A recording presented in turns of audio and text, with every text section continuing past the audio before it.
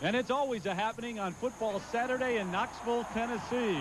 As better than 90,000 fans have packed Neyland Stadium, most of them dressed in orange.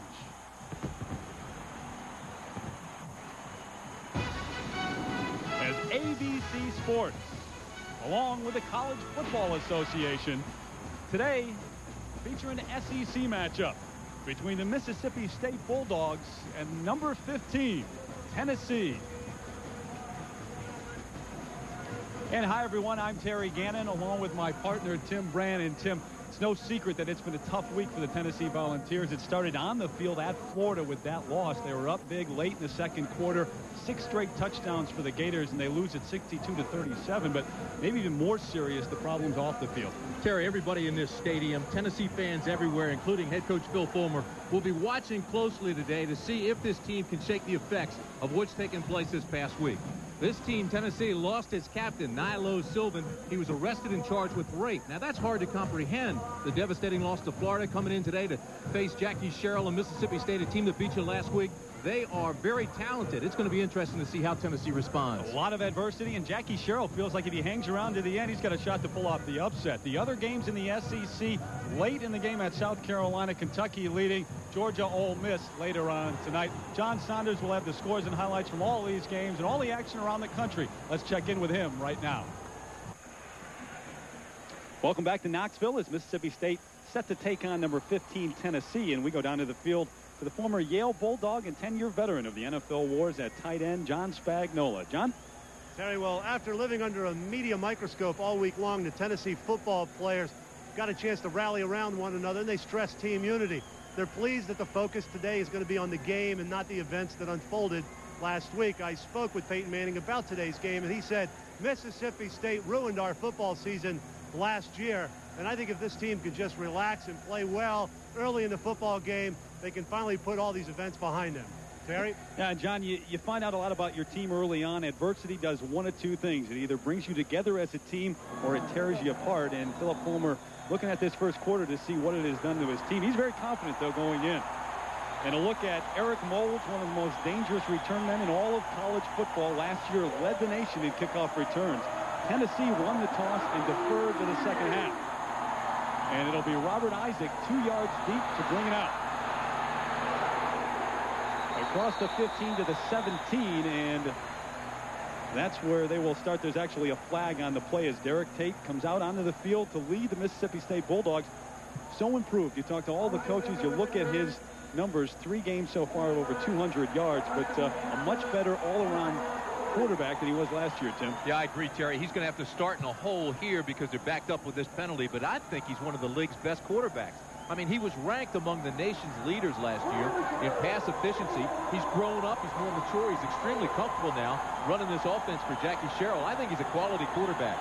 But because of that holding call, as we say, they're backed up inside the 10 at the 6. Not an easy place to start for this offense that has thrown the ball a lot early this year. And 3 receivers, actually 4 receivers in on first down here at the 6-yard line. Tate to throw to Kiefer McGee, the back out of the backfield, and he gets up to about the 9-yard line. Terry Fair made the hit, the cornerback.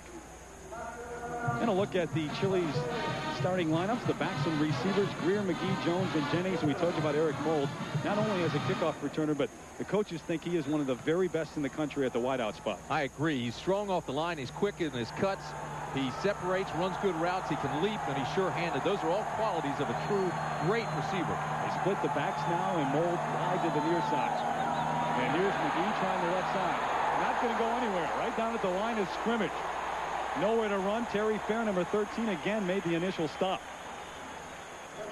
And his offensive line for Mississippi State, only 1 returning starter, Brian Anderson, leading the way. One of the best centers in the SEC. He's all conference. You know, last year's offensive line averaged over 300 pounds. This is rebuilt, this offensive line. It's smaller, but much quicker than it was a year ago. Last year, they were enormous. I mean, you had the tight end, Kendall Watkins. They averaged about 300 pounds with him in there. Had a lot of guys go on to the next league, too, to play on Sundays. 3rd and 7 at the 9-yard line. Tate. McGee to the 11. That's it. About 5 yards short of the first down. Deron Jenkins, number 18, the left cornerback, made the hit. Outstanding defensive stand by Tennessee. Tate actually missed the open receiver that time, who was Knowles. So Tennessee should get pretty good field position to start their first offensive possession. Andy Rush back to punt, standing now in his own end zone. And Sean Summers to return the punt, standing at his own 45-yard line for Tennessee.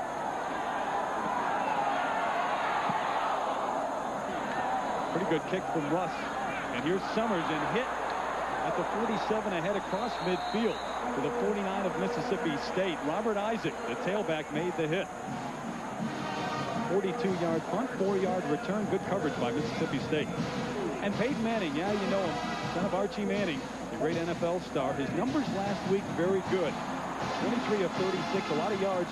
But, Timmy, this week, a lot of pressure on his shoulder. We've talked about everything that surrounds this Tennessee team, and as mature as this team is, it's unbelievable how all the pressure is going to focus on one of the youngest guys, and that, of course, is Peyton Manning, who's just a sophomore. Got a first down at midfield. Here's Manning to throw. Throws back. He's got his man to the 45 and still on his feet inside the 40 to the 39-yard line. Terry Day and Corey Sears made the stop on Maurice Staley. And a chilly starting lineup for Tennessee. Jay Graham, who's patiently waited his turn to play tailback here. And Marcus Nash, a dangerous wideout. Graham trying to come back from the 2 fumbles, and they were key ones against Florida. And the coaches told us it really bothered him, too. He came out here Sunday and Monday and really had a tough time getting going again. They had to lift him up and rebuild his confidence, but they say he really had a good late-week practice. So first down again as they move the chains, and here is Graham looking for room. Gains of about a couple of yards. James Greer, defensive tackle, along with Paul Lacoste, the outside linebacker, there to make the stop. And a good offensive line for Tennessee. Bubba Miller has started ever since you can remember him here at Tennessee. And Jason Lehman protecting the backside of Peyton Manning. And Lehman and Miller are the senior co-captains on that offensive line. Miller will make the calls. He'll make the line calls, especially to Peterson and Smith, who stand on both sides of him.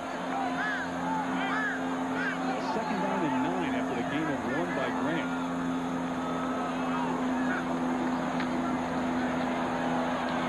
Complete at the 35 and stopped right there.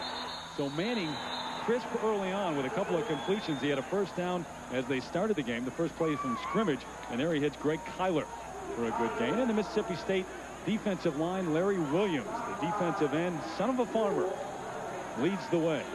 He was the Sun Bowl defensive player of the game, the MVP there. There's a look at Dwayne Curry, first team All-SEC, All-American candidate, prototype linebacker at 6'3", 250.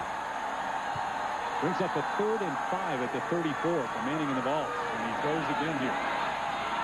Complete to Staley at the 25, and what a catch. He went down to his knee, Tim. He slipped and up in time to make that catch. That's a great throw by Manning, too. Put it right there. That was outstanding coverage that time by Mississippi State. Ewell was right on him. Watch number 4. This is tremendous man coverage. He'll come in, curl in the middle. There he is. Now watch this. Boom. 4. That's Ewell right there on top of him.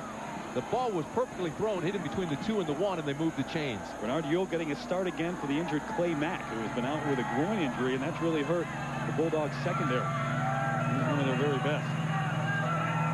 First down at the 25, and here goes Graham straight ahead inside the 20 to the 19-yard line. Dwayne Curry, the inside linebacker, made the stop. And the defensive backs, Ewell getting that start. And Walt Harris, one of the very best there in the secondary. 14 career interceptions, and he is #1 on the all-time Mississippi State list. Youngest of 11 children, outstanding. The guy that's conspicuous there in his absence is Clay Mack. He has got a pulled groin, so he cannot play today, or at least he's not starting and probably will not play. Graham straight ahead to the 18-yard line. Gain of maybe 1. Terry Day, defensive end, made the stop. And you look at the numbers in 1995 for Tennessee offensively and Mississippi State defensively. Fairly impressive. And, you know, Jackie Sherrill's trying to balance his offensive attack. But if you look at Tennessee, this is a club which had tremendous success all year on its first possession. I mean, they really forced the action here early in the ball game. They've had problems late, but early in the game, they're outstanding. Chester Ford, Jake Graham in the eye. Marcus Nash in motion to the near side. Play action for Manning. And he's got Nash in the flat. Down to the 12-yard line. Ewell on the coverage and the tackle But Peyton Manning again going to the air with success early on here. See the play action, puts the ball on his hip. This guy's mature beyond his years.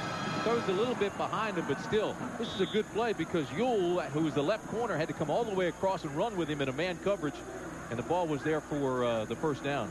Tennessee has scored on its first drive in every game this year. 8th play of the drive here, and it started at midfield. There goes Nash in motion. Ran with the cross straight ahead to the 7-yard line.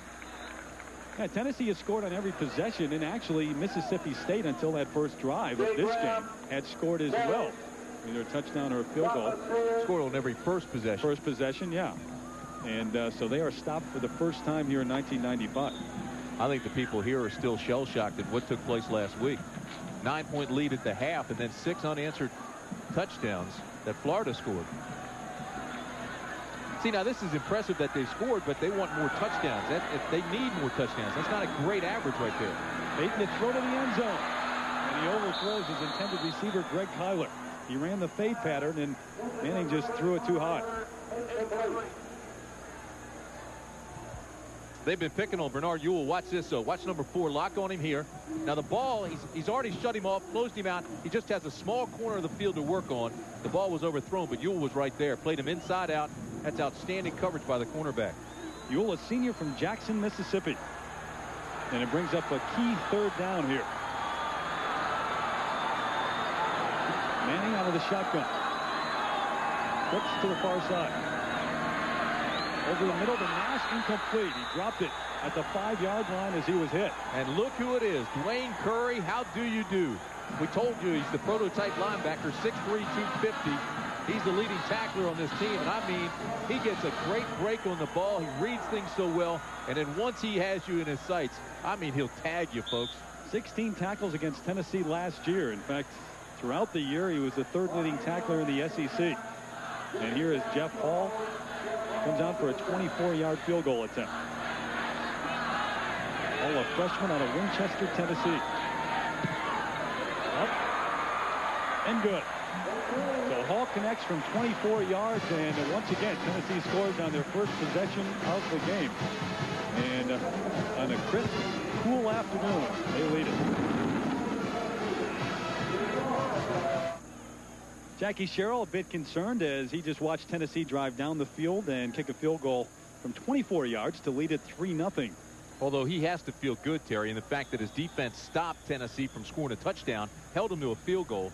See the scoring drive there, 11 plays, 43 yards. Great field position. Again, they've got to come up with more touchdowns in the red zone, and they come up short and just get to 3. Hall will kick it off here. Isaac and Moles deep. And again, they kick it to Robert Isaac, who can absolutely fly from his own 5. Past the 20 to the 23. Good coverage again by Tennessee. Al Wilson, a freshman defensive back from Jackson, Mississippi, made the hit. And this Tennessee defense has struggled throughout the year so far. They're led by Leonard Little with the rush on the left side of that defensive line. Little's an interesting guy, junior college transfer. He's a speed guy. They'll move him inside. There's a look at Hines. He was moved to the middle during the season last year and has loved it. That really is an all-conference type player. And Jesse Sanders, a starter, normally out with a shoulder injury today. So you have Gallion, Hines, and Kidd. Gallion goes to the strong side. Kidd moves over to the weak side. And King, I'm sure, will play a lot. So Mississippi State on their 2nd drive of the game. 1st and 10 at the 22. Tate's checking off. Nakia Greer and Keeper McGee the backs. And here comes McGee straight ahead. Not much room there. A gain of maybe 1. Leonard Little, we just mentioned him. He made the initial stop. Defensive backs a week ago took a lot of heat. You lose 62-37, that'll happen. But Deron Jenkins, 10 interceptions in his career.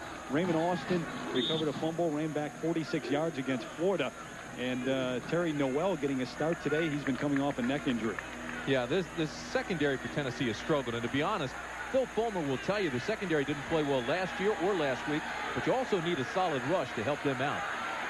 No gain on that first play. So it's 2nd and 10. The option out to Keeper McGee, trying to get outside, but knocked out of bounds at the 29-yard line. McGee, a sophomore from Crawford, Mississippi, and Mississippi State this year has gone to the air often. Only 95 yards per game rushing. That's an interesting statistic when you look at that. Keep in mind that the quarterback from Mississippi State, Derek Tate, he's got to read every time he comes up to the line of scrimmage, and he's looking from tackle to tackle, what they call the box. And if there are 7 guys in there, he's going to throw. He's not going to run up in there. If there are less than 5, he's running. 3rd and 4 to 28. Hudson McGee has to get to the 33. He won't get there. Knocked out right at the 30-yard line. Middle linebacker Tyrone Hine from Brownsville, Tennessee, made the stop. So 2 possessions in a row, Tim, and how important is that psychologically for Tennessee with all the troubles off the field? They look for early success. Defensively, they struggle, and now they make 2 straight stops. For Tennessee, it's huge. Defensively, they have struggled all year. I think a lot of people are down on them. To have 2 stops like that's great. For Mississippi State, I don't think it makes any difference. This is a team that'll just keep plugging and score late. Andy Russ on for his 2nd punt. And Sean Summers picks it up at his own 22. And has room to the sideline. To the 47-yard line. The stop made by Derek Hagan. A 49-yard punt. But Summers brought it back 25 yards. And again, good field position for the Volunteers. And football weather, along with fall, has definitely arrived here in eastern Tennessee. No question. There is definitely a chill in the air. This is 2 straight possessions. The first 2 possessions. Great field position for the Vols. Eric Lane now in at fullback, and Jay Graham at tailback. Here he goes, out in the flat. Up to the 49, a nifty move around the initial tackler. And number 90, James Greer, made the stop. And Kentucky, you see now a final with a 5-point win over South Carolina at Williams-Brice Stadium. So 2 straight weeks now for Kentucky. 2 wins in a row. Coach Curry gets a win. That's a program that's been struggling. Both those clubs really struggled early, so that was a huge ball game for those 2. Yeah, Brad Scott down at South Carolina, former offensive coordinator for the Seminoles. 2nd and 7 at the 49. Here goes Manning. Up top. Incomplete. He had a step, and that's the freshman Fearless Price. Our first look at him, a freshman out of Dayton, Ohio. Ewell on the coverage. And some ACC scores. Virginia with a big lead at Clemson. Tim, actually they won that game. That is a big win for the Cavaliers. Yeah, Virginia is a very, very strong football team. Should have won that first game against Michigan. Duke, Maryland, interesting. The way Maryland has started out this year. Could go 4-0. First time in the 90s in the top 25. And Wake Forest going up against Navy tonight. That is in Annapolis, and Navy's a much improved football team. How many points do you think the Seminoles will score today? Bubba Miller, 40 straight starts. The center, as Peyton Manning changes the call at the line of scrimmage. Straight drop. Complete. Knocked out of bounds at the 39-yard line. A first down as Joey Kent makes the catch. Paul Lacoste, the outside linebacker, knocked him out of bounds. Terry, we're going to be talking about Peyton Manning all day long, and again he throws a strike. But before we do anything, we have to give credit to that offensive line. Peyton Manning has not even felt anything close to a rush from Mississippi State yet in this ball game. They are giving him tremendous protection. It's been clear sailing to this point. And they moved the chains again. They marched down the field, got a 24-yard field goal on their first possession. Graham the lone setback again, and Peyton to the air. Goes behind the intended receiver. That's Benji Schuler, who was open. And let's go down to the field, check in with John Spagnola. John? Well, Terry, you alluded to it. Peyton Manning checking off at the line of scrimmage. You know, he's so sophisticated now, only in his sophomore year, that he will go through a lot of gyrations, and a lot of that time it's just a dummy call. He's pointing people out for protection purposes, for sight adjustments for his wide receivers. Sometimes it's a pass play, sometimes it's just a running play. He wants to keep the defense guessing all the time as to what he's doing. John, I think that helps him too, get in the game, get him mentally in the game. He really truly does not make many checks. Most of those are dummy calls. The inside hand, there goes Graham with room across the 35 to the 33-yard line. And about a yard shy of a first down. Dwayne Curry again made the stop. Hey, John, he can make all the dummy calls he wants when the offensive line's playing like this. Watch this, out of the shotgun again. They're going to utilize the line. They run a little draw here out of the gun. This is a nice play, well-designed play. Jake Graham just looks for the opening, which gives him 2 or 3 steps to read the line before he gets there. More time normally than he would have, because it is a play that looks like a pass, stops everybody, freezes them, then he runs. The coaches wanted to be able to run against Mississippi State, and going to the air early has opened it up. Complete to Joey Kent, and he's got a first down at the 29-yard line. Walt Harris, the free safety, made the stop there, but Joey Kent with another catch. And already in this game, Peyton Manning has completed passes to 5 different receivers. You know, I felt coming in that Mississippi State really had to put some pressure on Peyton, disrupt him. But right now, he has found the rhythm, looks very, very comfortable. And when you do that to a talent like Peyton Manning, who I think is probably going to come out early and go to the National Football League, he is that good. When you get into a rhythm, I mean, his confidence just soars. And you will see that the rest of this half. There goes Graham trying to get outside, and Ewell sends him back into Paul Lacoste. And both of those guys make the tackle after a gain of about 1. Eric Lane, a junior out of East Orange, New Jersey.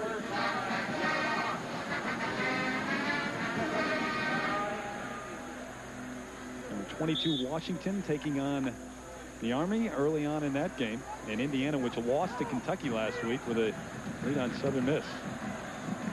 Philip Fulmer in his 4th year here at Tennessee, 23-7-1. As the head coach, and has been at Tennessee for a long, long time. A player, assistant coach, not a head man. Was knocked down at the line of scrimmage. James Greer, 6'6", 299 pounds, a sophomore out of Macon, Georgia. Got the hand up. This is one of the very few bad reads that I've seen all day. Peyton locks on the outside. You see right there, 21 Orange that just went out of the left hand of your screen. That was the wide open receiver. I mean, he just cleared. And Horn, of course, had double coverage. Both guys went with him. Nobody picked up Staley, so it was a bad read by Peyton. Oh, what a nice play by Greer, though. Great timing on the leap.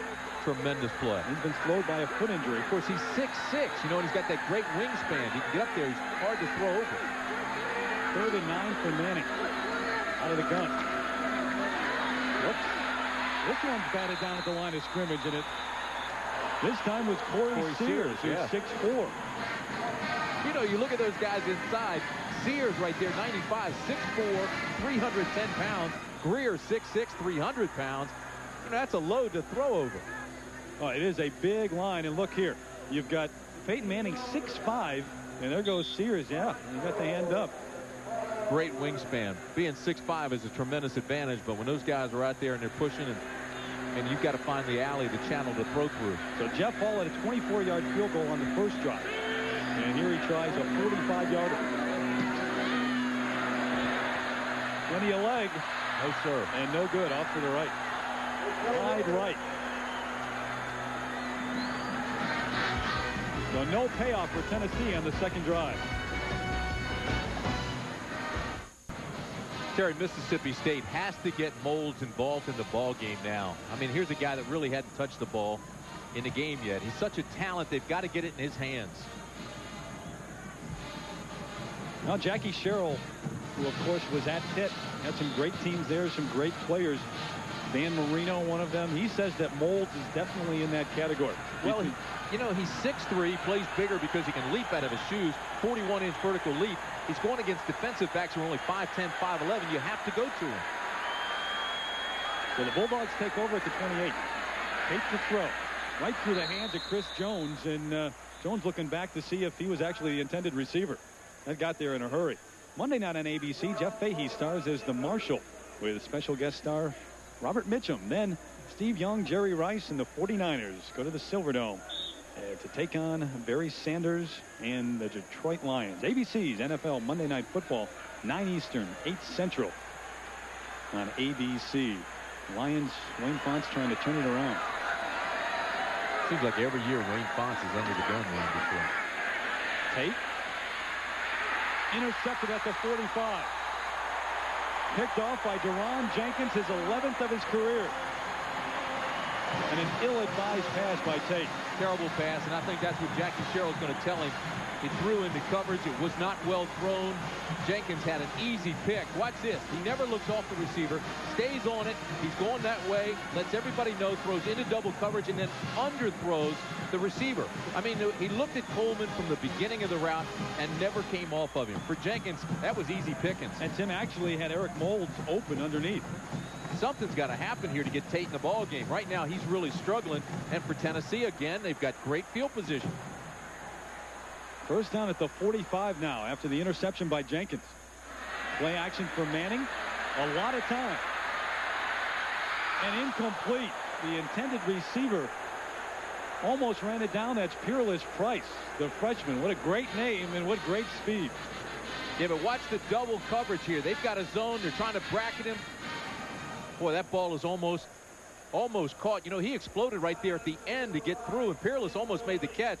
But Lipscomb was there, number 13. They had him inside, outside. Pretty good coverage. Great explosion by Peerless to get free there. Wow. He was Peerless. I thought he was going to run it down for a moment. Peerless and Fearless. Milo Sylvan obviously out of this game, and so some of the youngsters getting action. Here's Graham trying to get outside, and he won't get there. Bernard Ewell ran him down in the backfield. Actually lost yardage. The defense for Mississippi State has played very, very well. And let's head down to the field, check in with John Spagnola. Terry, you mentioned Derek Tate. Eric Moulds was wide open. They came off the field and we're talking just about that. The very two plays, Derek Tate did not throw the football to Eric Moulds, and they had a discussion going off the field. And Tim, I would expect the ball to get into Moulds' hands the very next series. John, they have to. I mean, he's the guy. You want the ball in his hands as much as you possibly can. Peyton Manning now 7 out of 14 for 50 yards early on. Goes back to Fearless Price. Around tacklers, now down to the 37-yard line. Walt Harris, the free safety, stopped him there, and he's about 1.5 yards shy of a first down, maybe 2. Boy, this is a well-designed play. It's the flanker screen. Now watch, after the completion, you think, oh, we've got it covered.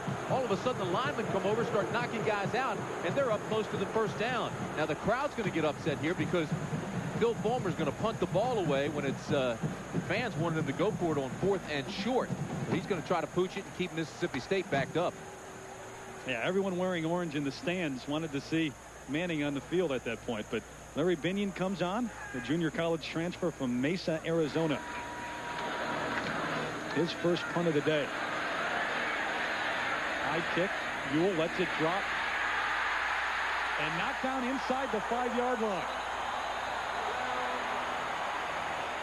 Scott Gallion down there to keep it from going into the end zone. And they back Mississippi State up inside the 5. And let's check in with John Saunders in New York for the first time today. Well, Terry, the big game of the day, Texas A&M at Colorado. Coy Detmer back to pass. He's stripped by Keith Mitchell. Brandon Mitchell has the first shot at it in the end zone, but it comes loose. Dave Maxwell recovers 7-0. They've also blocked the field goal. A&M leads. Terry. John, and a lot of people feel like that's the last chance for Texas A&M really to lose a game. If they win today, many people feel like they're cruising to a national championship. And I think R.C. Slocum is vastly underrated. He's a terrific game coach, makes some great adjustments during the game. It should be fun to watch what transpires. Well, Mississippi State backed up inside the 5. They start from their own 3-yard line, and here comes the noise. Greer in motion. McGee trying the right side. Right at the line of scrimmage. Tyrone Hines, we've called his name a lot today. The middle linebacker there to make the stop. You go back to the punt, Tim, and Ewell calls for the fair catch. Watch Scott Gallion come in. I thought Scott had a foot on the line, to be honest with you, but that's a great coverage by Gallion to get down. And actually, you want to surround the receiver, get to the end zone, and keep that ball in bounds, obviously. Now, for Ewell, that was perfect. You don't want to catch the ball inside the 10. You want to fair catch it and hope you get the touchback. Great play by Gallion. Well, 2nd and 10. I'll tell you, Jackie Sherrill will throw down here. He'll throw out of the end zone. And here he goes. Complete at the 20-yard line. There's Eric Moulds. The first time today, they get it to Moulds, and they get the first time, and they get out of jail, more importantly. Boy, I'll tell you what, he is special, and give the offensive line some credit here. Good play action. This will hold up Tennessee just enough. Now it's all up to Moulds. You want him to free up, separate from the defender. All Tate has to do is just put it out there where he can get to it. Boy, he's got great speed. You talked about Moulds and how they think about him. The pro scouts love this guy. He is a first-round draft pick. He'll go first 10 selections depending on the team. He ranks right up there, I'll guarantee you, with the best. Helped beat Tennessee last year. 3 late catches in the last drive, and under pressure is Tate. The ball's on the floor. And Tennessee has it. Steve White there to force the fumble.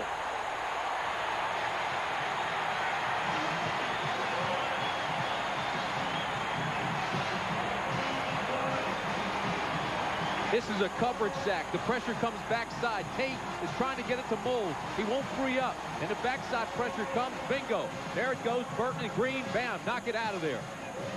But watch this. This is a cover sack. He has nowhere to go. Never did see it coming. Backside pressure. White hit him hard. The ball came loose.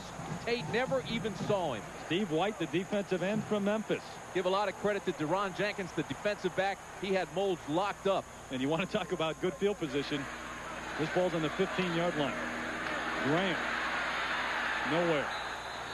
May have lost a yard. Greer was there. Terry, we talked about Tennessee in the red zone.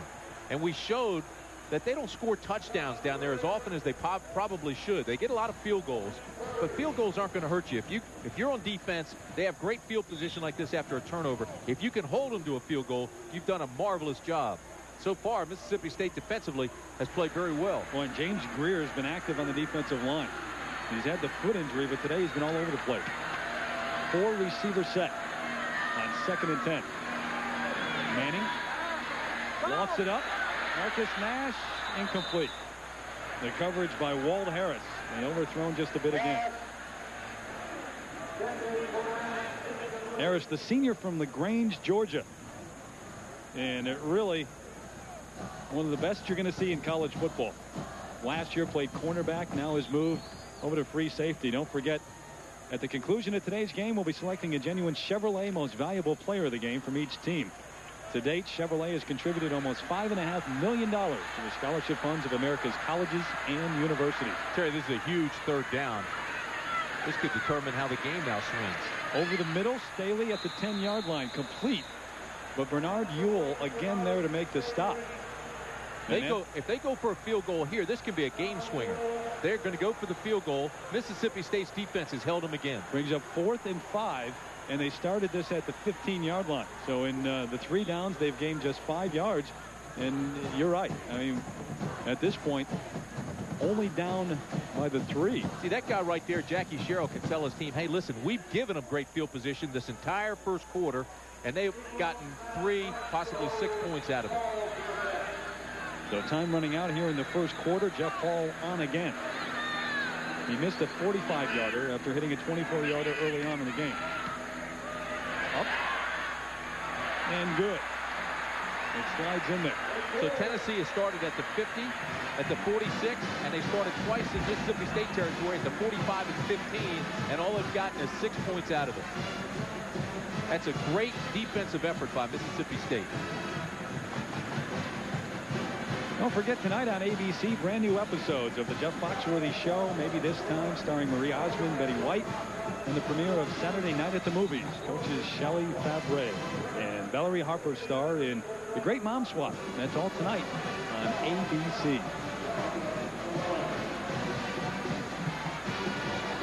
Well, I tell you, this is one of the all-time great arenas in college sports. What are we up to at this point?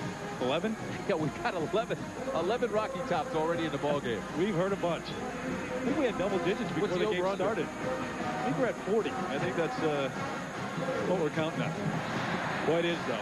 91,000, just under 92 is what they say the capacity is. They've filled more than this. Next year, they're going to enlarge this place. It's going to be over 100,000 that they'll put in here. 3rd largest now. You've got Michigan, Penn State, Tennessee. Of course, when you get it over 100,000, that'll change. And really a perfect day for college football. Overcast, but temperatures a little bit chilly. 53 degrees right now. Fall's definitely here.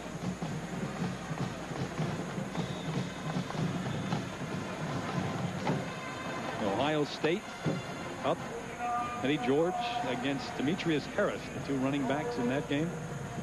And Washington State leading early against UCLA. Ball kicks again, this time to Mold. Watch it. He lays it on the ground. Do you believe it? And Tennessee feels they have it. And we'll wait and see.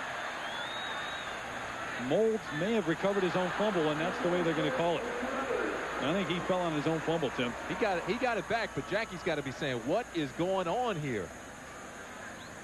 Molds put it on the ground, and Tate really has not found his rhythm at all. So they start there. at the 32. And we'll be back after this message and a word from your local ABC station. Welcome back to Neyland Stadium. Terry Gannon, Tim Brandt, and John Spagnola as Tennessee has put 2 field goals on the board. And they lead the Bulldogs 6-0. And if you're Jackie Sherrill, you have to feel awfully fortunate at this point. Your defense is held up inside the 20. On first down, here's Kiefer McGee trying to get outside, but wrapped up at the 34-yard line. Tyrone Hines again caught him from behind.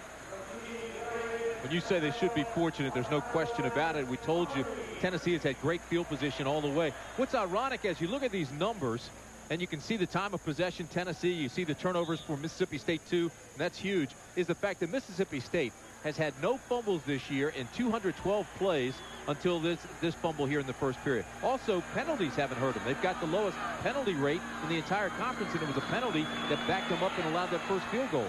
Take the throw, and it's dropped at the 43, and that's mold. That's something you just don't see very often. No, it's right now Mississippi State is doing things it ordinarily doesn't do. Very rarely do you ever see Molds miss one. You never see Mississippi State turn it over. You don't see many penalties. But watch this. This ball is perfectly thrown. He lets it get too close to his body and comes off his chest plate, actually right off his abdomen.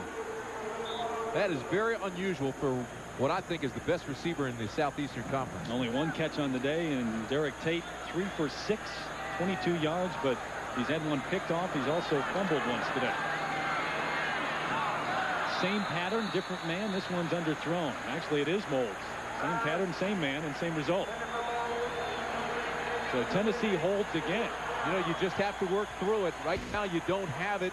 Jackie knows it. He's just got to stay after him and say, all right, relax. Let's get back to what we do best, because right now, this isn't the Mississippi State team that beat Baylor last week. No, this has been an offense this year that's been able to put a lot of points on the board and really move the ball. It's a pretty solid average for Russ. John Summers back deep at his own 24-yard line for the ball. Nice snap, and he gets it away. I'm not sure how. Summers, the fair catch at the 30-yard line. So a 35-yard kick. The average goes down a bit, but credit Russ with a nice play to get that punt off. Boy, a lot of pressure on Russ. He actually went down. No flags. Tennessee takes over at its own 30.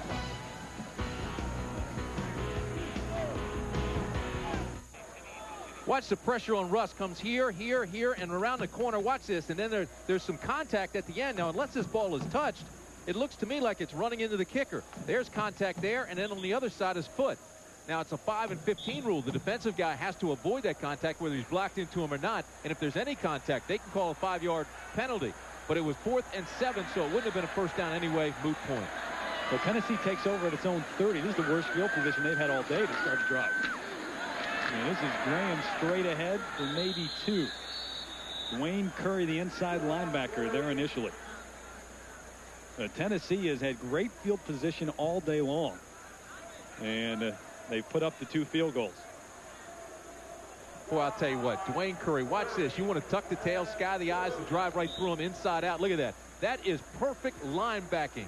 He's an All-American candidate, Butkus Award candidate, had 123 tackles last year, averages 10 a game. The guy just loves to play. Don't get you started on those linebackers. You love them. Graham wrapped up after a gain of maybe 2. Larry Williams, the defensive end from Moorhead, Mississippi there. So a defensive line that's played well so far in this one. Williams 6'4", 283 pounds, and a senior.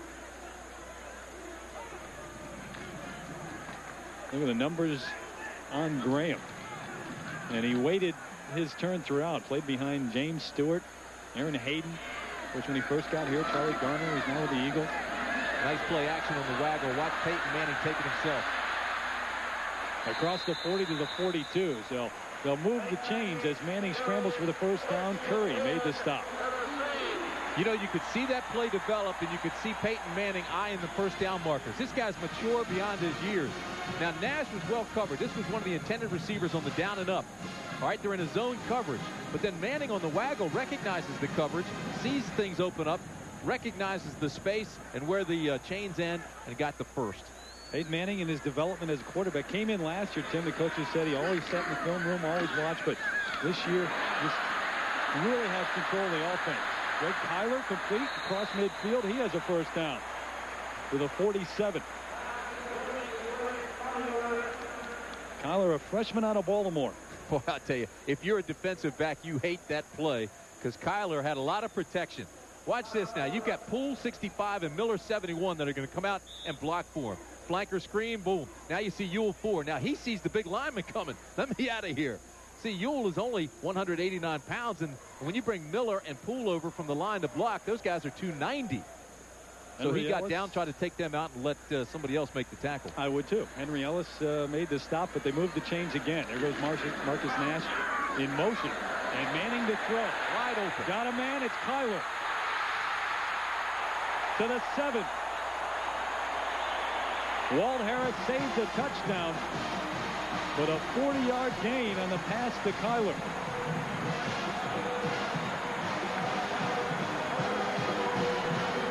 They bring Kyler all the way from the other side of the field. Watch the ball handling by the quarterback, Peyton Manning. That makes this thing go. Boom. All right, put it on your hip, turn. They're in a zone defense all the way from the other side. Kyler gets behind the 2 deep, and that ball was perfectly thrown. So now inside the 10 again, but Tennessee has to score a touchdown. They've been getting field goals, letting Mississippi State hang around in this ball game. So a gain of 40. A couple of tight ends. There goes David Horn, one of them in motion. Play action again for Manning. And off the hands of the intended receiver. Number 89, Scott Pfeiffer. He's got to make that catch, Terry. That ball was well thrown. This is a great read. Manning was going to go to the corner, then checks off. He sees pressure coming and throws quickly to his tight end. And Pfeiffer has to make that catch. It was right on his hands, and he knows it. Look at him slapping his helmet and saying, oh, I had a touchdown. Pfeiffer with a couple of catches this year. Junior out of St. Louis, and a chance to score his first touchdown there. That guy right there, Phil Fulmer, will feel a lot better once they get into the checkered end zone. 2nd and goal from the 7. There goes Copeland, who's come in and runs into the end zone. Jermaine Copeland, who came in for Peyton Manning. He was an option quarterback in high school, and he runs it very well. This time into the end zone. He ran for a touchdown last week against Florida. If you're playing defense and you see him replace Manning with Copeland, you have to recognize right now they're coming with the option.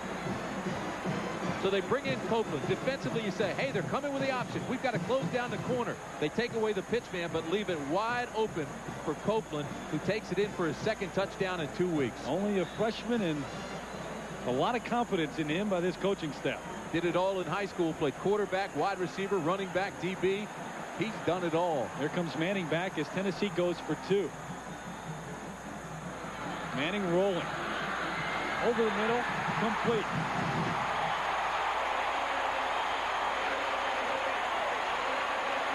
So Philip Fulmer has to be happy with that drive. Marcus Nash with the catch on the 2-point conversion.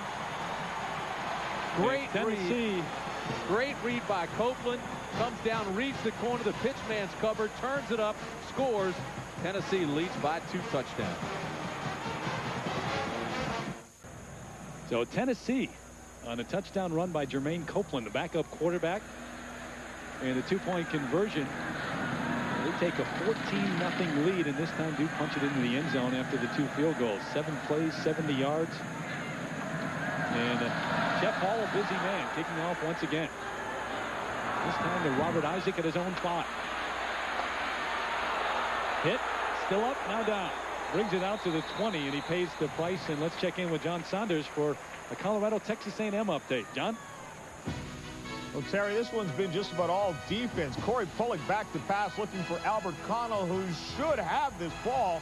It goes right through his hands, into the hands of Elton Davis, who gets it down to the 1-yard line, setting up a John Hessler touchdown. He's in for Coy Detmer, who is out with a knee injury to his right knee. 10-7, Colorado. Terry.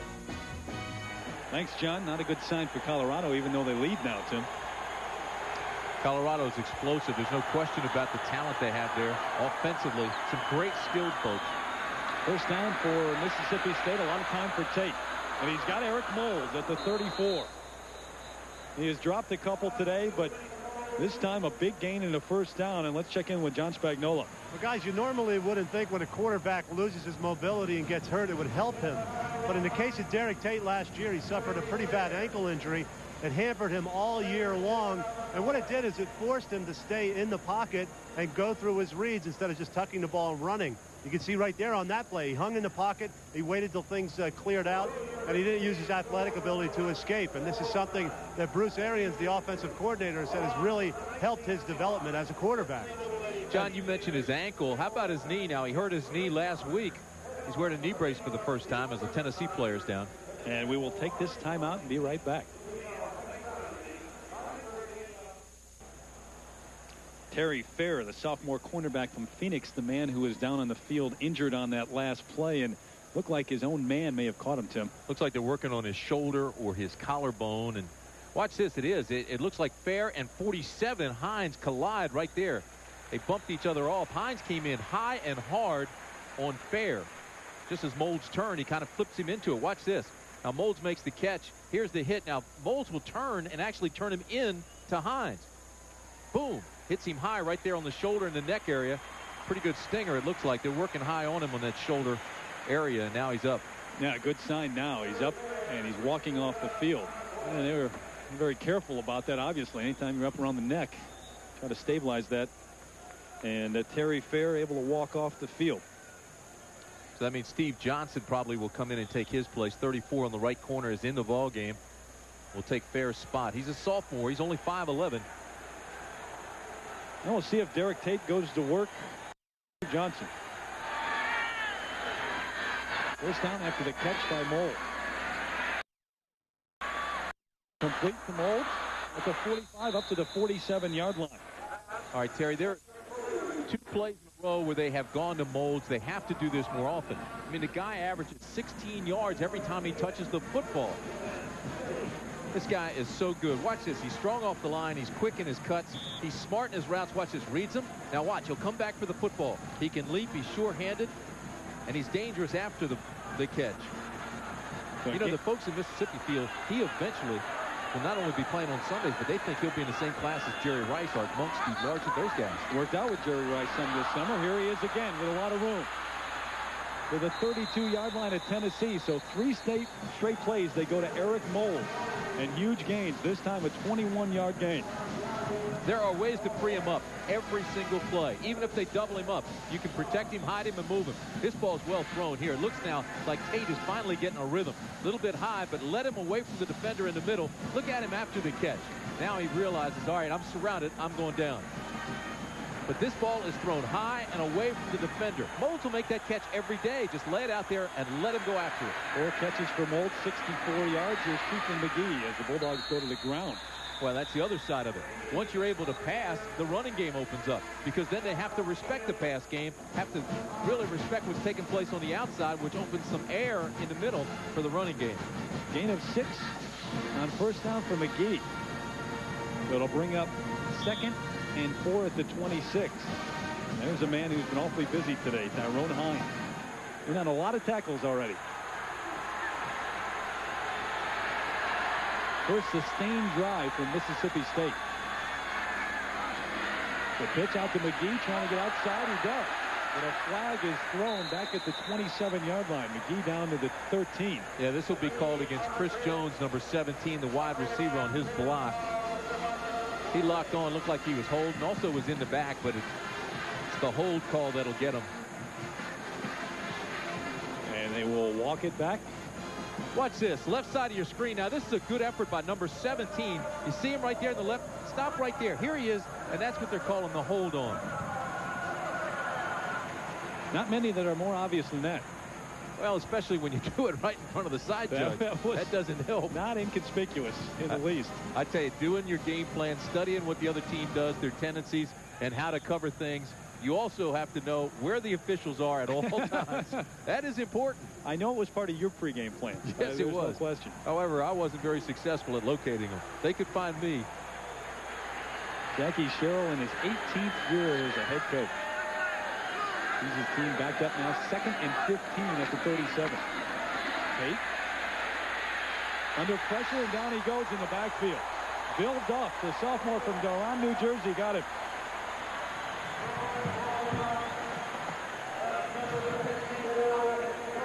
Duff in there along with Leonard Little, the defensive end. So Philip Fulmer sees his team pick it up a little bit on defense. You know, coming into this game, Tate had already lost 84 yards in sacks this year. He has to learn to unload the ball. If you stay back there a long period of time, you're giving that guy time to get to you. Obviously, just throw the ball away if nobody's open. You cannot take the sack. I mean, look what happens now. I mean, they've got third down in the taxi ride for the first down. They were down at the 25-yard line. Now at the 43 after the loss of 6. Tate scrambles, has room to run. And run out of bounds at the 33-yard line. George Kidd, the outside linebacker, knocked him out of bounds.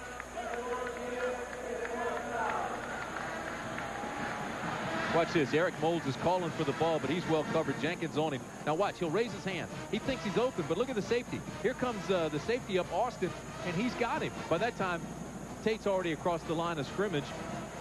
Can't get it to him. So Tim Rogers comes on, and Jackie Sherrill sends him out to try a 50-yard field goal. Rogers 4 of 5 on the year, his longest this year, a 30-yarder. Line drive, and no good. Rogers misses the 50-yard field goal, and new life on the sideline for Tennessee. It's a good call by Jackie, though, because even if you miss here, you've got Tennessee backed up. Tennessee starts out with its poorest field position of the day at 30 to 33. Monday, ABC's NFL Monday Night Football travels to the Silverdome in Detroit. Barry Sanders, Wayne Fontes trying to turn it around for the Lions as they host a pretty good club, I'd say. Steve Young, Jerry Rice, and the 49ers. 9 Eastern, 8 Central on ABC. That's Monday. Oh, what a hit by Corey Sears. Missed a lot of the offseason work with a knee injury. Had 9 quarterback hurries last year, and I mean this time that was an outstanding tackle. Tennessee trying to change the pace of the game a little bit, going without a huddle.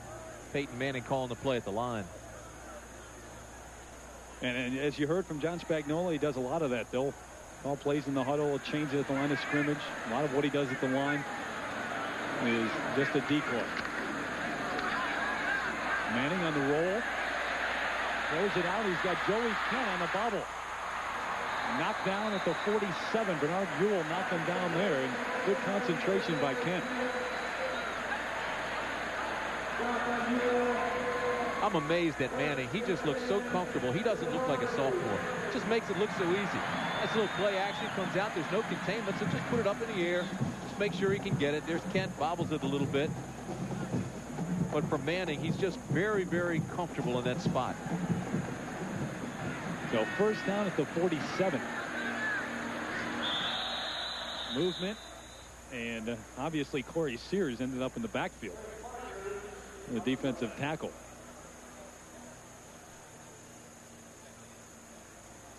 Before the snap, contact by the defense, 5-yard penalty. Still first down. Something in the air today. Got to get that mic check. There's Sears, the guilty party. Well, Manning, he's improved his arm strength. He understands and the offense better. He just gets better and better every game. Directing traffic here. Give to the back. That's Graham.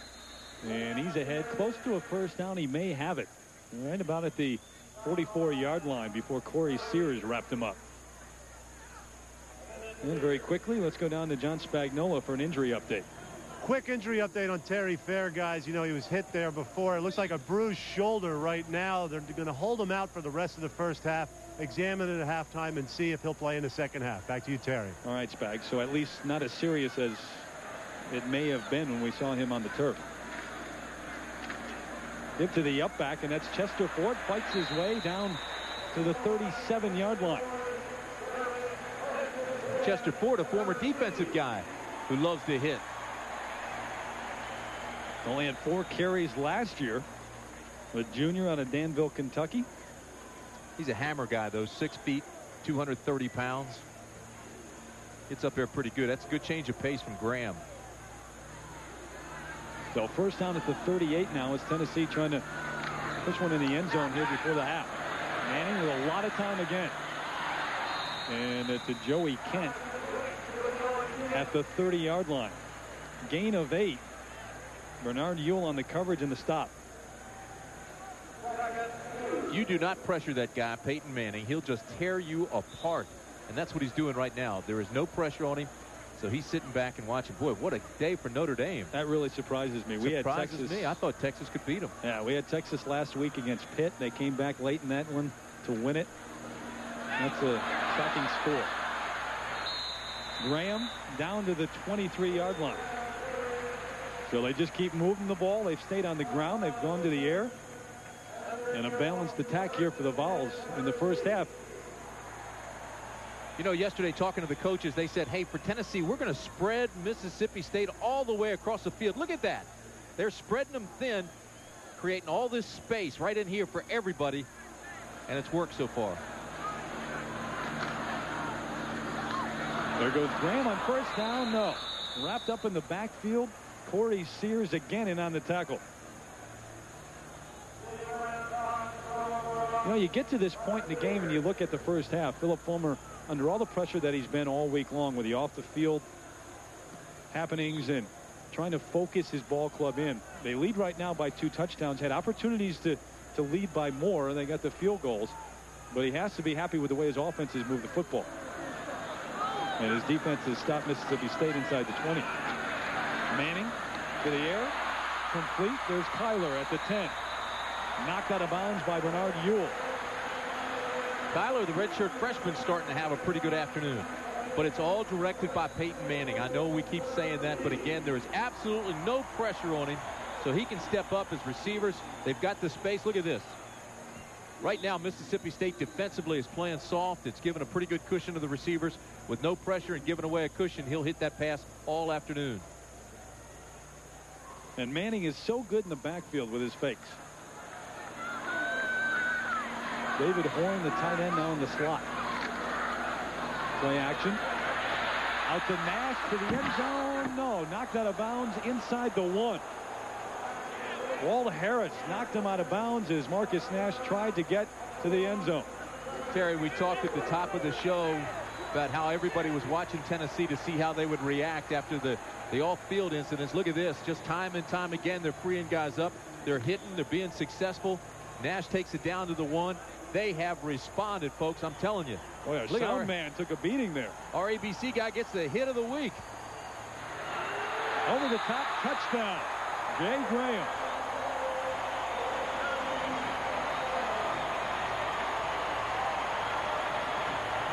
And they have forgotten, at least at this point, here at Neyland Stadium, about what's taken place throughout the body of the week. This team has responded. Phil Fulmer told us yesterday it was a select few that had gotten into trouble, that had done things, and that this team was a quality team. Boy, they have reacted, responded, and have come through very, very positively. Well, you know, as a football player, especially a college athlete, this is the one place you can go to get away from those things and just play football. And today they've had some fun so far. Hall for the extra point. And so the Vols with a 3-touchdown lead with 4:15 left to go here in the first half. Great job this afternoon by the Tennessee offensive line. Just dominating the line of scrimmage. And Peyton Manning, obviously, is just picking them apart. And for a word from the sideline, let's go to John Spagnola. Tim and Terry, it's interesting to see Jay Graham go over the top like that. Remember, that's how he fumbled last week against Florida.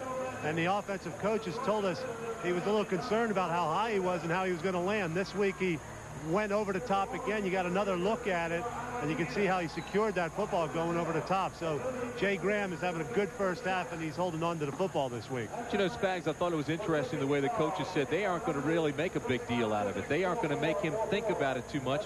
Just let him overcome. He's a guy who went 159 carries without ever fumbling the ball. So he put it on the ground twice last week. I don't think he's really thinking about that anymore after he got through Sunday and Monday. It was in the past. And that's the best way to handle it too, Tim. If you dwell on it, then all a player does is lose his instincts, and all he worries about is just carrying the football and holding on to it. And you have to be aggressive as a running back. It's just like when a quarterback throws interceptions. Hey, they have to get it right back in there and anticipate. Phil Fulmer said, what are we going to do, make him carry a football around to all his classes and on campus all week? You got to get on with it. tell you this, when he went up and over the top, he still had it low in a dangerous place. Well, Mississippi State will bring it out to the 20 and start their possession there. Boy, Tennessee just made a statement with that last drive. 10 plays, 67 yards. Graham with the 1 yard up and over. But again, you know, if you're just joining us, the captain of this team, their wide receiver, Nilo Sylvan, was arrested and charged with rape last Sunday. This after the devastating loss to Florida. This team was rocked, and yet look how this team has responded today. Positively, emphatically, and so far very soundly. Now Leslie Ratliff, the right tackle. Allegations that he received payments from a booster. So a lot going on, but today they've forgotten all about that for a couple hours. And Shaston Coleman, the intended receiver. Derek Tate under pressure. Shane Burton was there and made him throw behind Coleman. And coming up, the Prudential halftime report. John Saunders will have scores and highlights from all of today's action. Plus, we'll have an interview with Bobby Bowden of Florida State, who'll talk about the controversy of running up the score. Certainly, Bobby has been in the center of that controversy this year. Also hear a little bit from Phil Fulmer on the halftime there, talking about some of the incidents we just mentioned. Derek Tate, 6 of 11 for 69 yards. An interception. There goes Moulds up in the air to grab one. You get a look at the leaps of Eric Moulds. Hey, here's a guy who was recruited to play basketball as well. Kentucky, LSU, number of schools wanted him to come play hoops. He has a 41-inch vertical leap and used almost all of it that time to get to Tate's pass. He is special. Deron Jenkins wrapped him up, but Moulds went high in the air to get it. Moulds can beat you deep. He can beat you across the middle. He can beat you with a screen. 5 catches on the day for Eric Moulds. 3rd down and 4, and Derek Tate, Jackie Sherrill want to talk about it. You know, something we haven't talked a great deal about is Tennessee's defense, which has been really hit hard this year, giving up a lot of yardage, but they're playing well here. 3:29 left here in the first half, and a big play for Mississippi State offensively. They have 3rd and 4 at their own 25-yard line. They've yet to convert on 3rd down yet. This is what we were talking about before the commercial. Tennessee last in the league stopping 3rd down conversions, and yet today have not allowed one.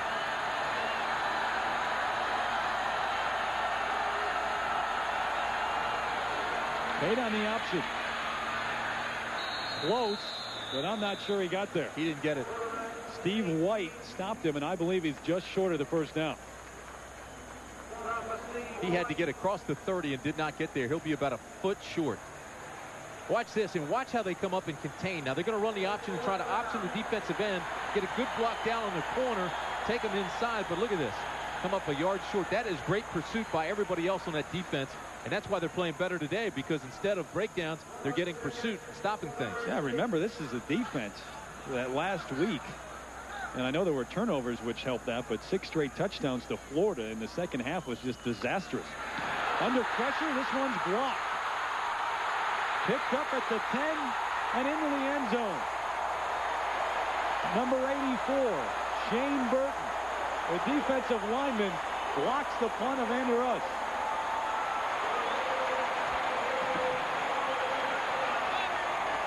And the Vols are not lacking for big plays today.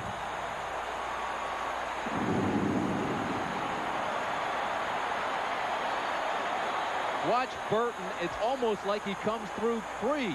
Nobody blocks him. As a matter of fact, they move out of the way. He comes through the open space, gets the block. Now watch. This is Burton. He's 6'6", 270 pounds, but he's pretty agile. Look at him. He picks up the ball, he covers the ball, and he runs to the end zone. Boy, that's nicely done. Looked like McCann, number 52, left early on that line to get out and form a wall and just left it open for Burton. He ran it 29 yards into the end zone, haul on for the extra point, but he made it look about as easy as you're ever going to see a blocked punt and a run for a touchdown. 28-0. The Vols with the lead over Mississippi State, and I'm not sure many thought that they would react in this fashion. Maybe come back and come together as a team, and Phil Fulmer hoped that they would, thought that they would. But 28-0 in the first half.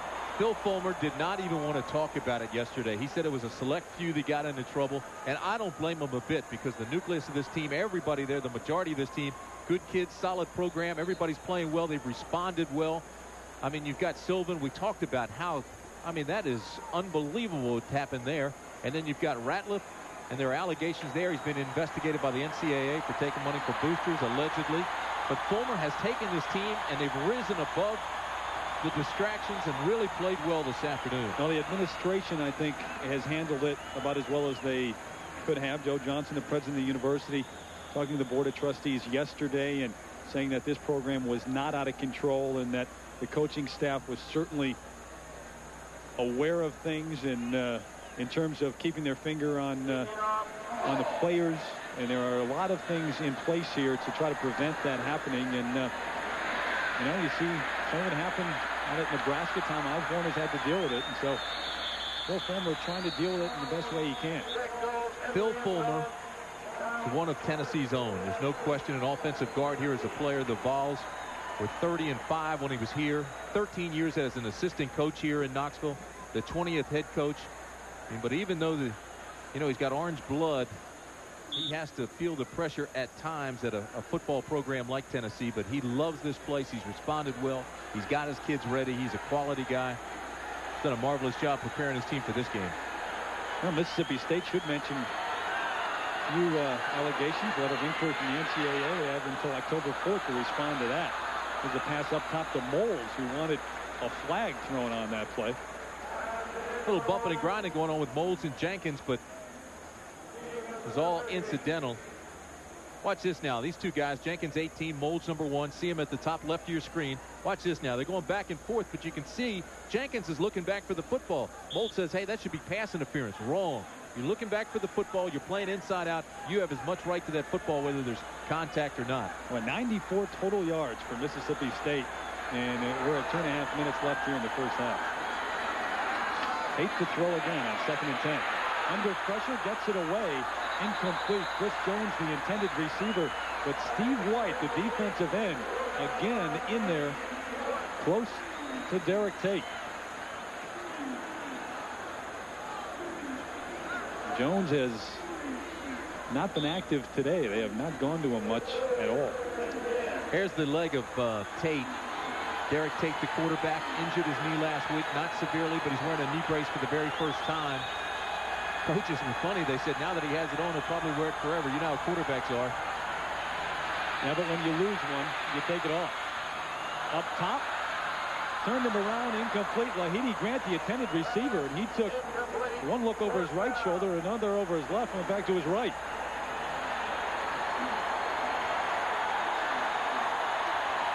And listen to the folks in orange.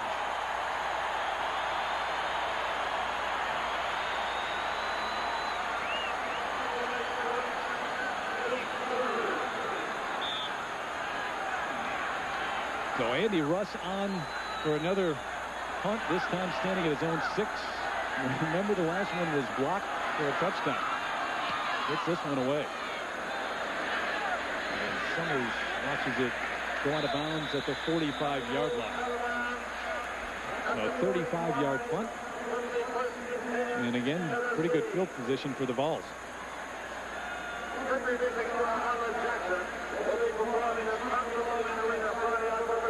And you know, when you look at Tennessee too, obviously a big loss last week at Florida in the fashion that they took it, 62-37. But look throughout the season, and you know, this is a team that could run the table all the way up to the Alabama game, and certainly still be in the thick of things in the SEC.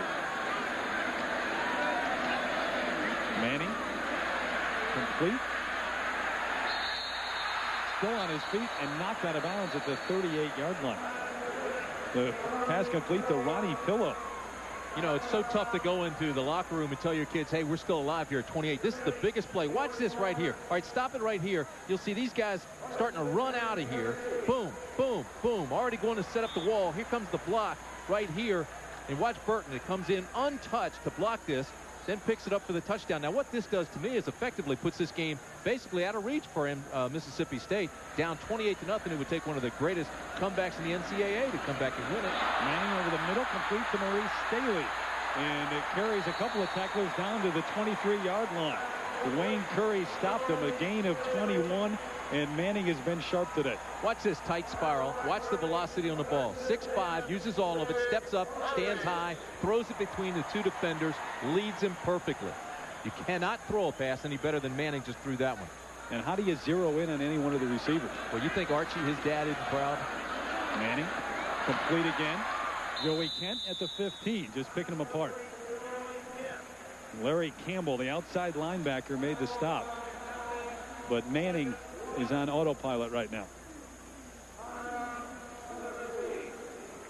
And the Volunteers take a timeout.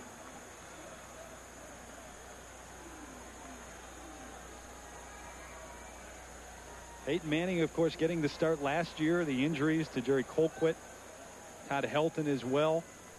And Helton went on to play baseball. Brandon Stewart has transferred to Texas A&M, and it is Manning's job. Make no mistake about it. I mean, it was as the season began, and he has flourished. Terry, the way college football has gone, though, if you're coaching today, you know the players don't stay around for the entire 4 years all the time. If you have a talent as special as Manning, you're Phil Fulmer, you got to realize that Manning could come out a year early, which means you better have somebody young waiting in the wings. Look at the numbers on Manning. 18 of 27, 206 yards. Phenomenal. He's hit his last 8 passes as well. Tell you something else about Manning. Even though they lost last week to Florida, he was almost flawless. He was 23 of 36, 2 touchdowns, no interceptions, and 326 yards.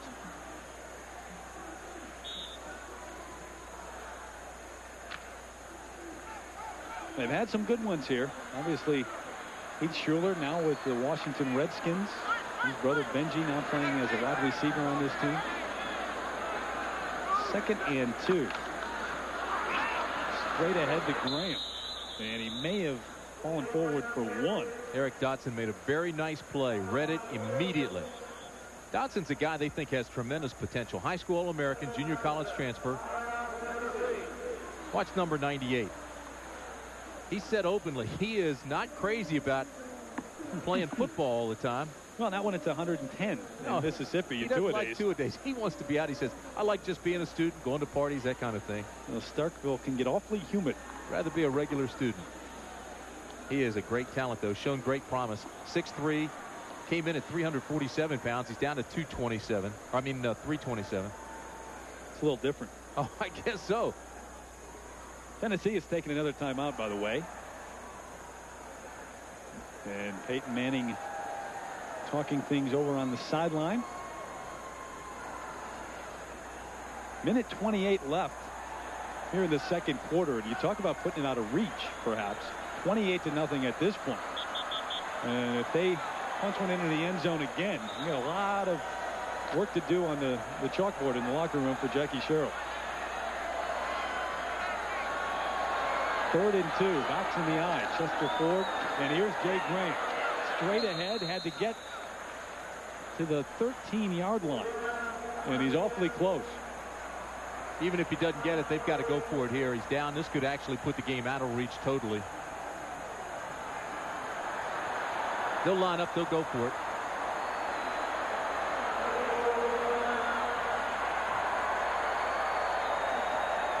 And they'll move the chain. Got the first. They got the first anyway. So 1st and 10, and the ball resting at the 13-yard line. Jay Graham, the only setback. 4 receivers in for the Volunteers. Just over a minute left in the first. For the end zone and incomplete. The intended receiver, Joey Kent.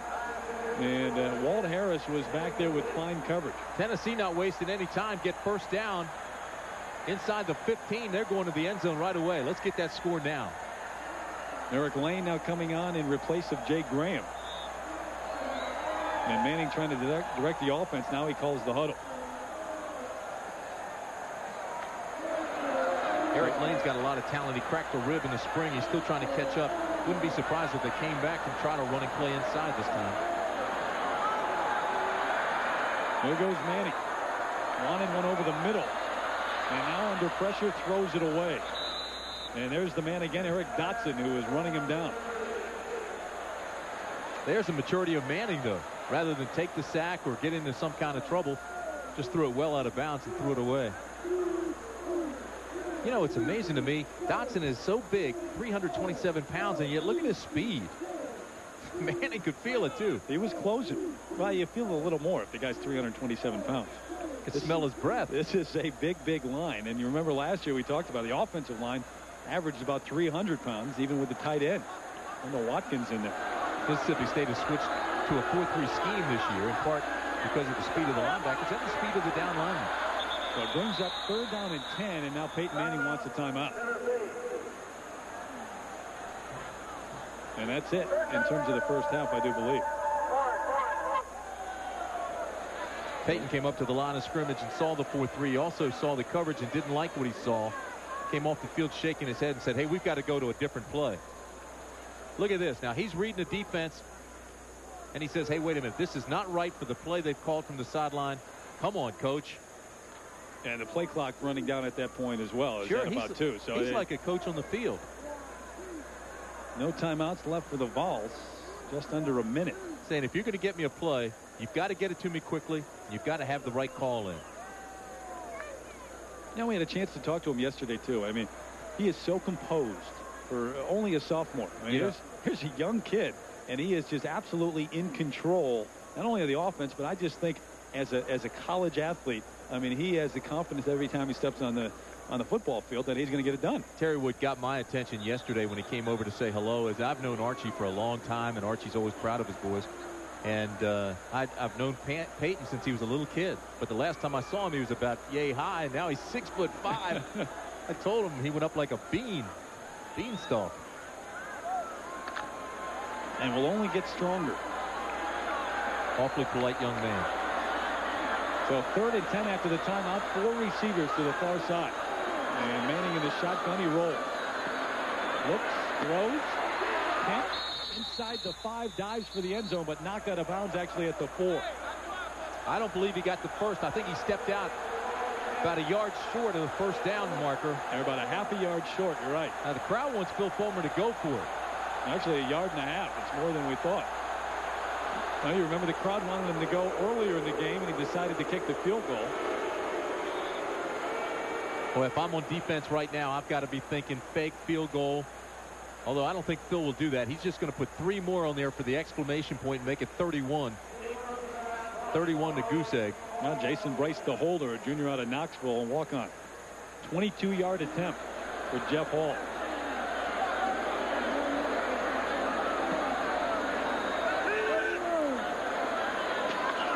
Hold up and good, just inside the right upright.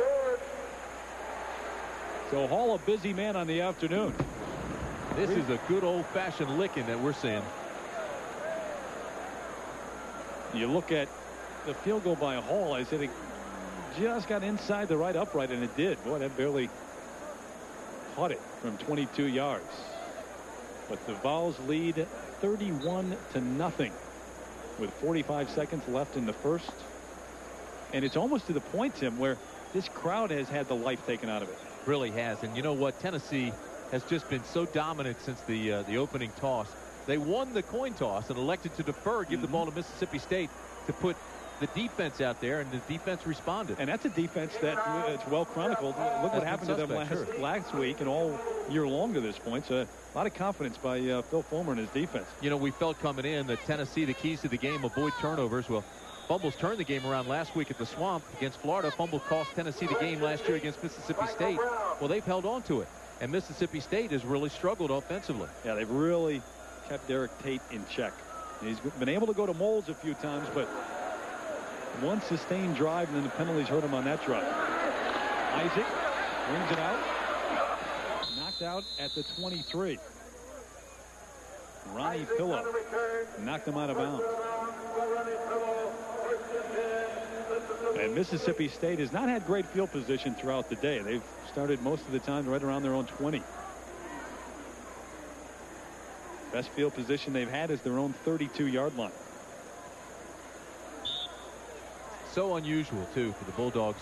They had no fumbles this year coming into this game, and they hadn't hurt themselves with penalties. As a matter of fact, the Bulldogs led the league in fewest penalty yards, and yet they've had both here today, turnovers and penalties, and really haven't gotten going. So with 40 seconds left here in the first half, Sheriff Tate drops back. Complete the mold. Looking for room. Has a first down at the 32. Nice little move to the outside. Brought down by Steve Johnson, the backup cornerback, who came on for an injured Terry Fair. Well, Molds took a hard hit from Craig King at the end of the play, too. Good play by Johnson. Johnson, a sophomore out of Powder Springs, Georgia. And the clock stops while they move the chains. Out of the shotgun is Tate. Out to his back, Kiefer McGee looking to get out of bounds, and he does, just shy of the first down at the 41. And the clock stops with 20 seconds. The 41, second and 1. McGee 132 yards last week against Baylor. First time that he's run for 100 yards in his young career, only a sophomore. And the offense has not been able to put much together today.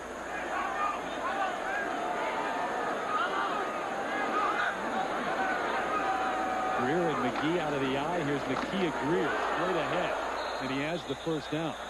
That should stop the clock now to move the chains at 13 seconds. Got it up to the 43. They still need to go about 25 yards, though, to be in field goal range. They've got to do that in 10 seconds. They aren't going to be able to do it unless they have a big one here. Tate to the air. Mold. Wrapped up at the 44. That's Johnson again, and that should be it, and it is. Wow. What a showing by Tennessee. A shocker so far here in Knoxville. Tennessee with all the problems they've had. The Florida Gators last week. The off-the-field problems, and they have brought it together here in the first half. Don't forget the Prudential halftime report coming up at halftime. John Saunders scores and highlights from all of today's action, and a chat with Bobby Bowden about the running up the score controversy. Now, Jackie Sherrill is talking to the officials. They've all come together. I think he wants 1 second left on that clock. He's not going to get it. That's the end of the half. So the Vols with a big lead as we break for halftime. 31-0 here in Knoxville.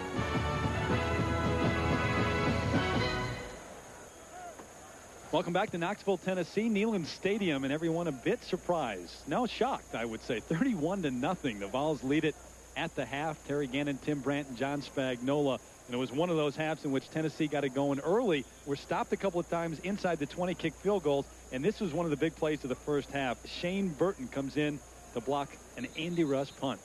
I'll tell you, too, Shane Burton, 6'6", 270. But look at him. The agility to pick up the ball, then cover it. Now watch this. Goes to the end zone. This really was the touchdown that I think broke Mississippi State's pride. I mean, they stopped right there and they said, hey, look, we're out of this thing. But we'll see if they come back here in the second half. Well, a lot of work to do in that locker room for Jackie Sherrill at the half. You look at the numbers from the first half. Time of possession, obviously a big difference at the bottom of your screen. Neither team rushed for a lot of yards, but look at 215 for Peyton Manning. Biggest thing is right there. 2 turnovers for Mississippi State. Gave great field position early to Tennessee, and Tennessee capitalized.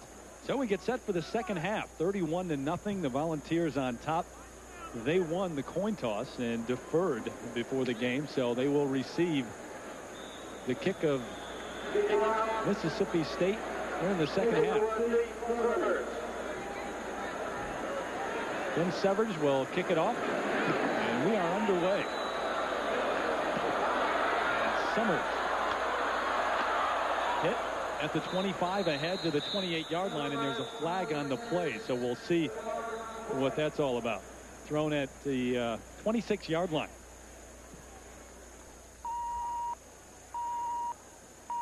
And it is a hold against Tennessee. So the same way we started the game, Mississippi State with a holding penalty on the first kickoff, and now Tennessee the same. And holding on the return team, 10-yard penalty, spotted a fall, first down. And very quickly we go down to the field and check in with John Spagnola. Thanks, Terry. I talked to both head coaches. Jackie Sherrill obviously not pleased with the way his team has played. The offense has been very ineffective. He's displeased about the blocking scheme on his punt team, and that has hurt his football team. Phil Fulmer, on the other hand, said we're playing real well, but I want to see what we do in the second half. Obviously, last week's debacle against Florida in the second half still on his mind. And they bust one open on first down here in the second half. Jay Graham across the 30 to the 33, and they move the chains.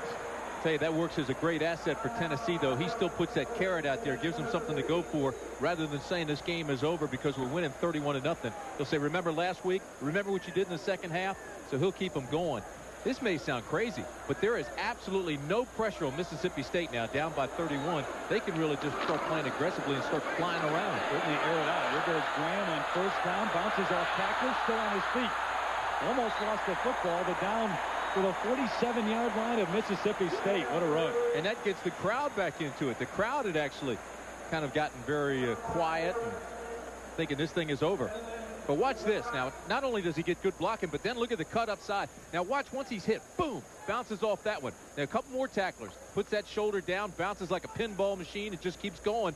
Then the knees come high. He's got a lot of strength.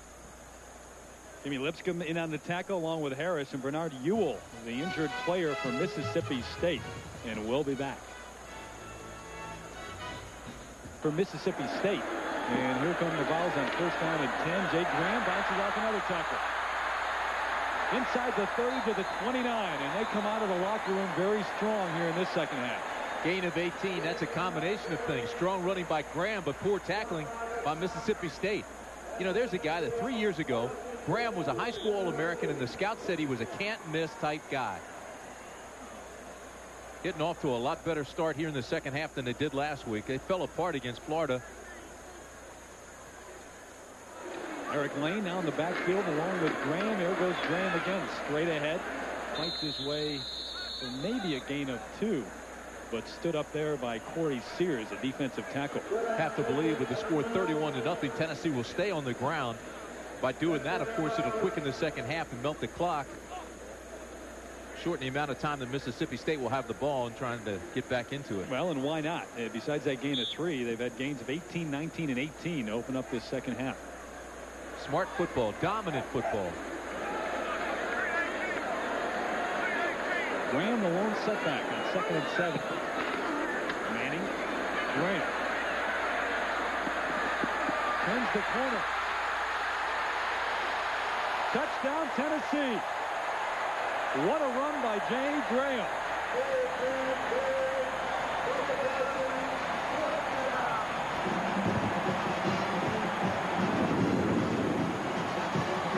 Remember I said they hurt their pride in the first half. Now they're just kind of banging it up. Watch this. There's 90. That's Greer. He'll practically stop and give up. Harris, number 2, thinks he's going to run out of bounds. That's poor defense, poor tackling. They quit on the play, and fantastic play by Graham. That was a marvelous job by him the entire drive. 26 yards, he ran it to the end zone, and I'm not sure how he stayed in bounds. All on for the extra point. It's up, and it is good. And credit that drive to Jay Graham. They stayed on the ground. They gave it to Graham, and he took them all the way down the field. And right now, the Volunteers just pouring it on early in the second half.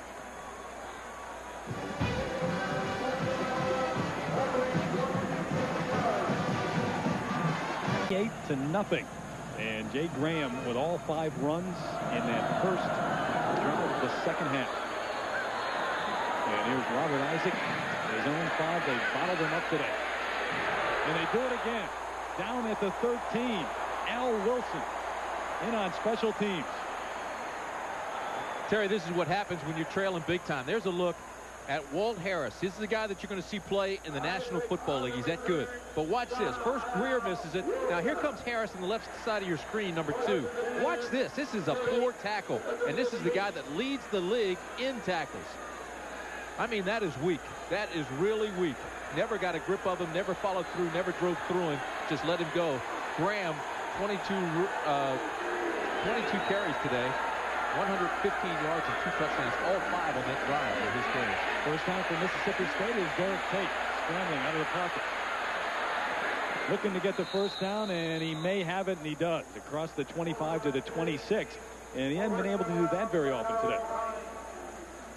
Tyrone Hines ran him out of bounds, the middle linebacker from Brownsville, Tennessee. Hines has really played well today, and I think Jackie Sherrill now looking at just anything. What can I do to get this team going? There's a look at Hines, 6 foot, 230-pound junior from Brownsville, Tennessee. Really came on last year. He was a bit of an unknown starting the season, and at his first start after the Mississippi State game, and ended up the fourth leading tackler on the team in '94. So first down at the 26. Out of the alley, here is Cooper McGee. And you get outside to the 31. So a gain of about 4, maybe 5 on first down for McGee. Terry, you're talking about Hines, and John Chavis, the defensive coordinator, has gone to a more attacking scheme, and it's built around Hines. You know, he's the enforcer in there. And I think the coaches felt they made a mistake last week by taking him out and going to dime packages against the Florida passing scheme. They said, hey, we've got to keep him in the ball game more. Well, they want to keep it more basic as well. That's what they talked about all week long, going back to the basic schemes. Tate under pressure to Mold. Complete at the 35, about a yard short of the first down.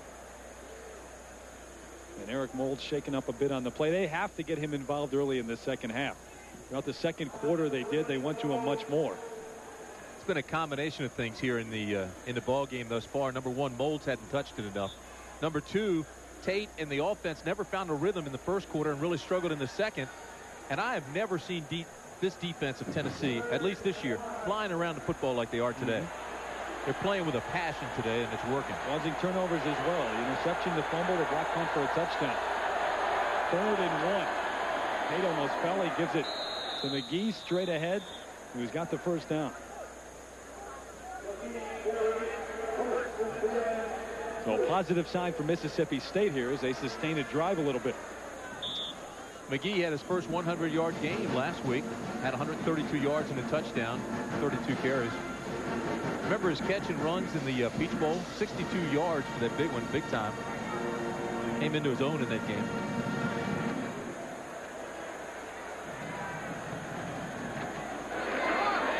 Tate to throw on first. Sidearms it to McGee over the middle, who goes ahead to the 40-yard line. Looked like Ted Abernathy on that one. You know, Terry, we're talking about this defense. I want you to go back now and look at 1939. These were the Volunteers, the SEC champions. A lot of goose eggs. Finally lost in the Rose Bowl to USC. But look at all the zeros on the right column. It's pretty consistent. Yeah, and it's interesting because we were talking to John Chavis, and he says, hey, we're known here at Tennessee as wide receiver U and quarterbacks and tailbacks. But let me tell you something. Back in the 30s, 40s, and 50s, we had the best defense in the country. Chavis, the defensive coordinator, over the middle, complete to Chris Jones, who backs up trying to get out of the grasp of a tackler and actually loses a couple of yards after he made the catch. George Kidd was there. Tyrone Hines as well, again in on the tackle.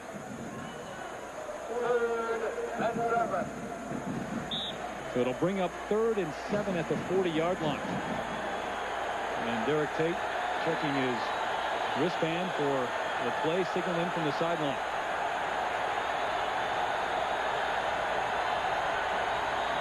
Out of the shotgun.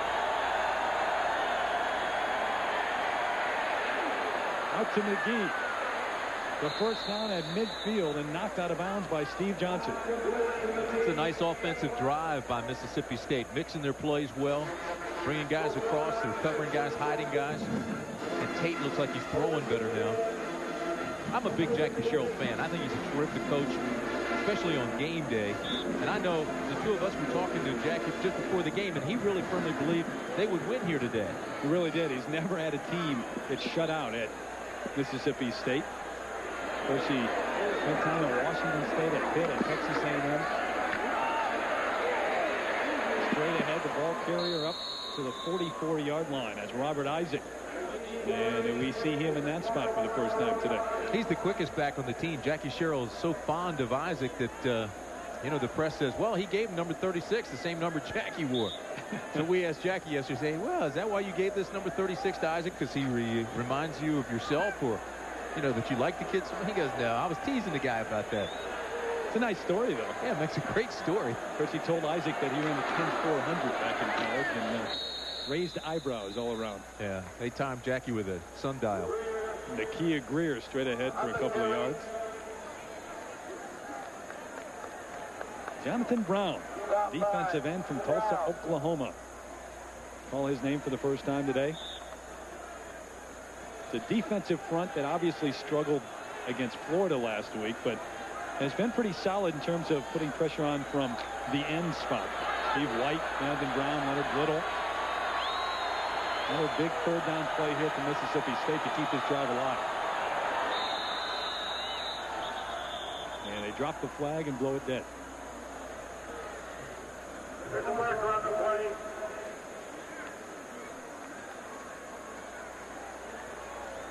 Before the snap, lined up in the neutral zone on the offense. 5-yard penalty.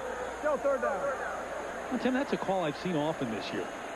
You know, they're really keeping an eye on the neutral zone, especially in terms of the offense. Yeah, you're right. We have seen it more often. Tell you what, now this becomes a third and long, definite passing down, and on pass downs, Tennessee goes to speed. The defensive end moves down to defensive tackle. Linebackers go to defensive end. It's called the Cobra. They like to come quick and strike hard. Michael Brown and Eric Moles to the far side. Heedy Grant to the near side, and a lot of time for Tate over the middle. Nakia Greer, but he is slammed to the turf again by Tyrone Hines. And that'll bring up fourth down. Boy, we have called his name often. Watch him move now. 47, top of your screen. He's reading, drag him across, pick him up, and look. That's a great reaction by Hines. He had a zone area, looked for anybody crossing in front of him. Once he saw him coming, he locked onto him and hit him 3 yards short of the first. A couple of good linebackers here, Tyrone Hines and Scott Gallion. And Mississippi State decides to go on fourth down and 3. They have to get to the 39. Moles with the catch, and he has the first down. So they go to the air on 4th and 3, and they go to their trusty receiver, Eric Moles. That's a well-designed play. You know why? Quarterback takes a 3-step drop, virtually impossible, even if you come through untouched, to be able to put the pressure on him. The other thing is, say, here's your 3-step drop. You can't get to him, even if they let you come free. The other thing is, Moles comes on the quick slant. Hard for a defensive back to stop because he's got inside leverage on you. He's between, you've got the receiver between you and the ball. He's got the advantage big time. Probably a play you never would have seen last year with the big backs in the backfield from Mississippi State. To the air for Chris Jones. And broken up, almost picked off. Corey Noel back to the end zone, and he almost picked off one right there with the orange and white. Look at Noel. Noel is smiling. He knows he had to pick. Watch this. Jenkins has the coverage. Noel's the safety. Noel's going to come over and help out. Now, Noel, watch number 8 come out of the right hand of your screen. He goes up. Now, he has it until he hits the ground. Boom, and that shakes it loose. Got up smiling and said, oh, I had the interception, had the INT. So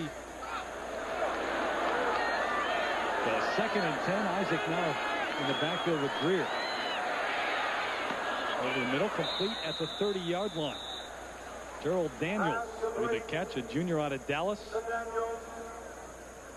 And that will bring up 3rd and about 6 for Mississippi State. Well, they've kept it a long time here. 14th play of the drive.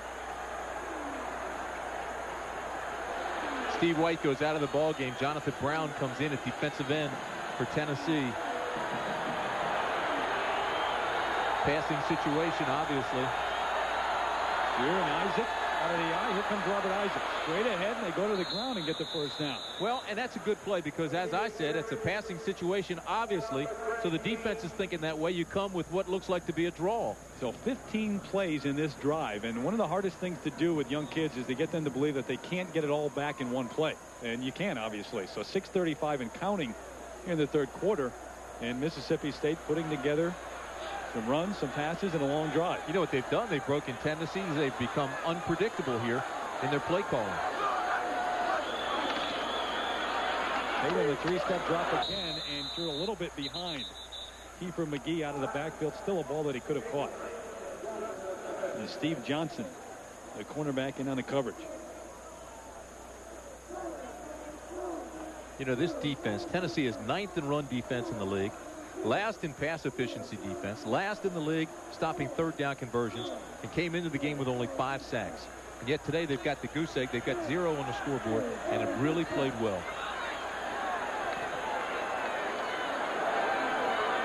2nd down and 10, and out of the shotgun is Tate. Under pressure, and down he goes at the 32. Steve White with the sack. And that's his 3rd of the day. Here's a guy that had 7 sacks last year. He has 3 here today. He's the Vols' big play leader. former outside linebacker. They like to use that speed. They put him at defensive end, and you can see the speed right there. I mean, he just ran around Brent Smith, who's 280 pounds. Used that quickness and got by him. Never got touched. 3rd and 18. After the loss of 8. 8 to throw again. Under pressure again. Little missed it. Over the middle of the Moles, inside the 5 and into the end zone. Touchdown. The scramble by Tate, and he goes to Eric Mould for the first touchdown of the day for Mississippi State. Watch this. This is an adjustment pattern. Number 1, Tate feels the pressure right away coming from the outside and rolls out of it. Now you've got to skate with him if you're a receiver. He looks the entire field. Moulds never quit on him. Adjusted, got behind the 2-deep zone, makes the catch and goes in and scores. That's a great adjustment by the receiver and the quarterback.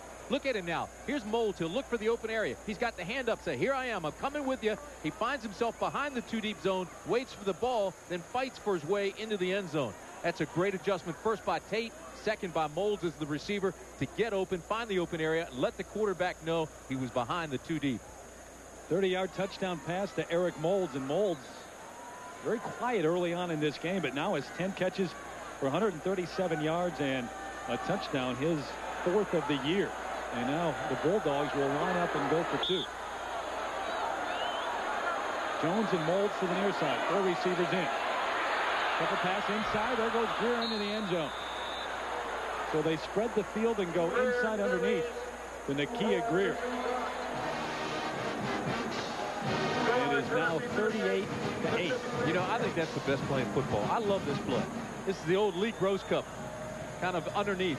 It's either incomplete or it's complete, and it's good for big yardage.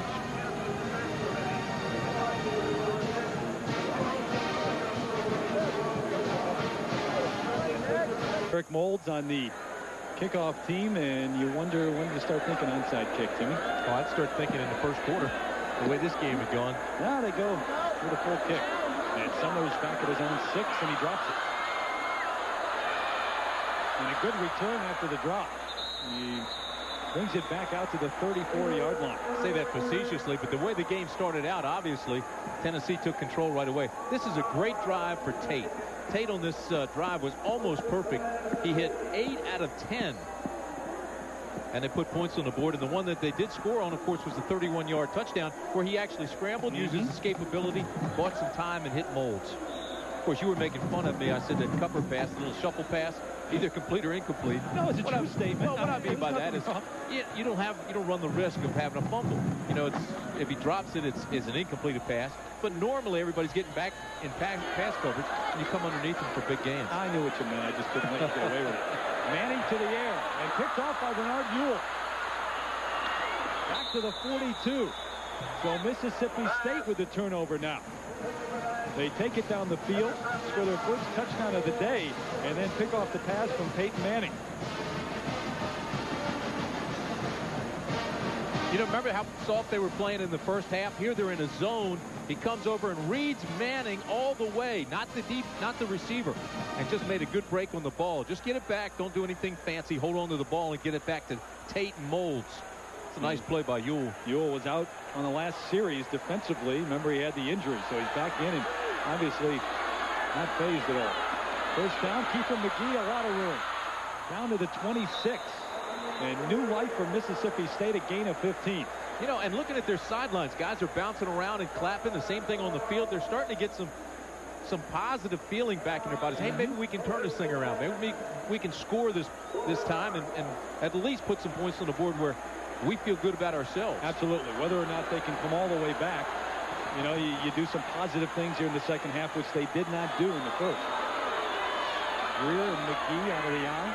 Play action for Tate. Up top, Chris Jones, incomplete. Good coverage by Steve Johnson over in the corner. And there's one man who they have shut down today, Chris Jones. He's got pretty good speed, too, Jones. Here's a guy that's 6'3", 215 pounds, but he gets good coverage there, all the way inside and out. Now, there's Knowles. He comes over as well, but Johnson's been playing very well. Johnson came in, remember, when Terry Fair got hurt. Johnson has been in a lot of man coverage and has done quite well. Chris Jones had caught 7 passes coming into the game, and he has only caught 1 for no gain. And Eric Moll, no, actually Shaston Coleman, number 7, a little bit quick getting off the line. Chris Jones is not a name we heard a whole lot about. 2 years ago, he led the SEC in yards per catch. Very quickly, let's go to John Saunders in New York. John? Terry, we expected nothing else but a great one between A&M and Colorado. Corey Pullick here, 38 yards to Albert Cornell. The second time they've hooked up today. The word on Coy Detmer is it's a slight tear. He could return if possible. John, a slight tear and could return. Timmy, I've never heard of that. No, I haven't either. I heard in the first half, I thought they said ACL. And if that was the case, you wouldn't want him to return. 2nd and 15. Tate under pressure and throws it to Nakia Greer, but they were too close together. Just about took Greer's helmet off. Well, a lot of football left in that Texas A&M Colorado game, too. Well, and you have a talent like Detmer. I'm not so sure that you want to take the chance, even if, you know, until he gets an MRI to determine how severe that tear is. Well, that's my point. I mean, if you know it's not torn, then obviously you may put him back in. But if it's torn, you know, I'm not sure you take that chance.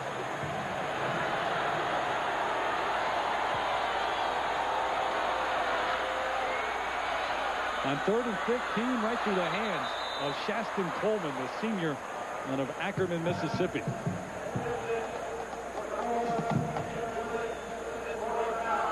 Coleman, they say, is an outstanding receiver, but this ball's got to be caught. I mean, that ball's perfectly thrown. Coleman, again, one of those big guys. He's 6'3", junior college transfer. Tate put it right there where he had the best chance to get it, and right through his hand. Here's a guy that grew up 20 miles from campus, Mississippi State's campus. Well, they say he's the fastest guy of all the receivers. They also said he was the most improved player on the team.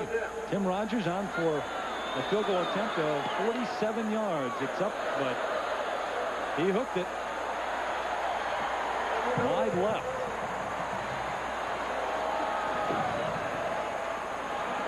So the score remains 38-8. Tennessee with a big lead through this 3rd quarter. Over 95,000 here at Neyland Stadium, most of them dressed in orange. This is the stadium, as Tim mentioned earlier, that is going to be expanded by the next year. They'll have about 100,000 as they fill in the end zone that right now does not have an upper deck. You look at the SEC West today and the East as well. Kentucky with the win earlier today, so they have won 2 weeks in a row. This is showtime for Graham. He's just turning it on. All 5 carries in that last drive. Starts off this drive with a big run. Goes ahead for the first down. Gain of 12. Georgia, Mississippi, Memphis, Arkansas, TCU, Vanderbilt, and Rice, LSU. LSU, how about the start that they've had, huh? Jerry DiNardo.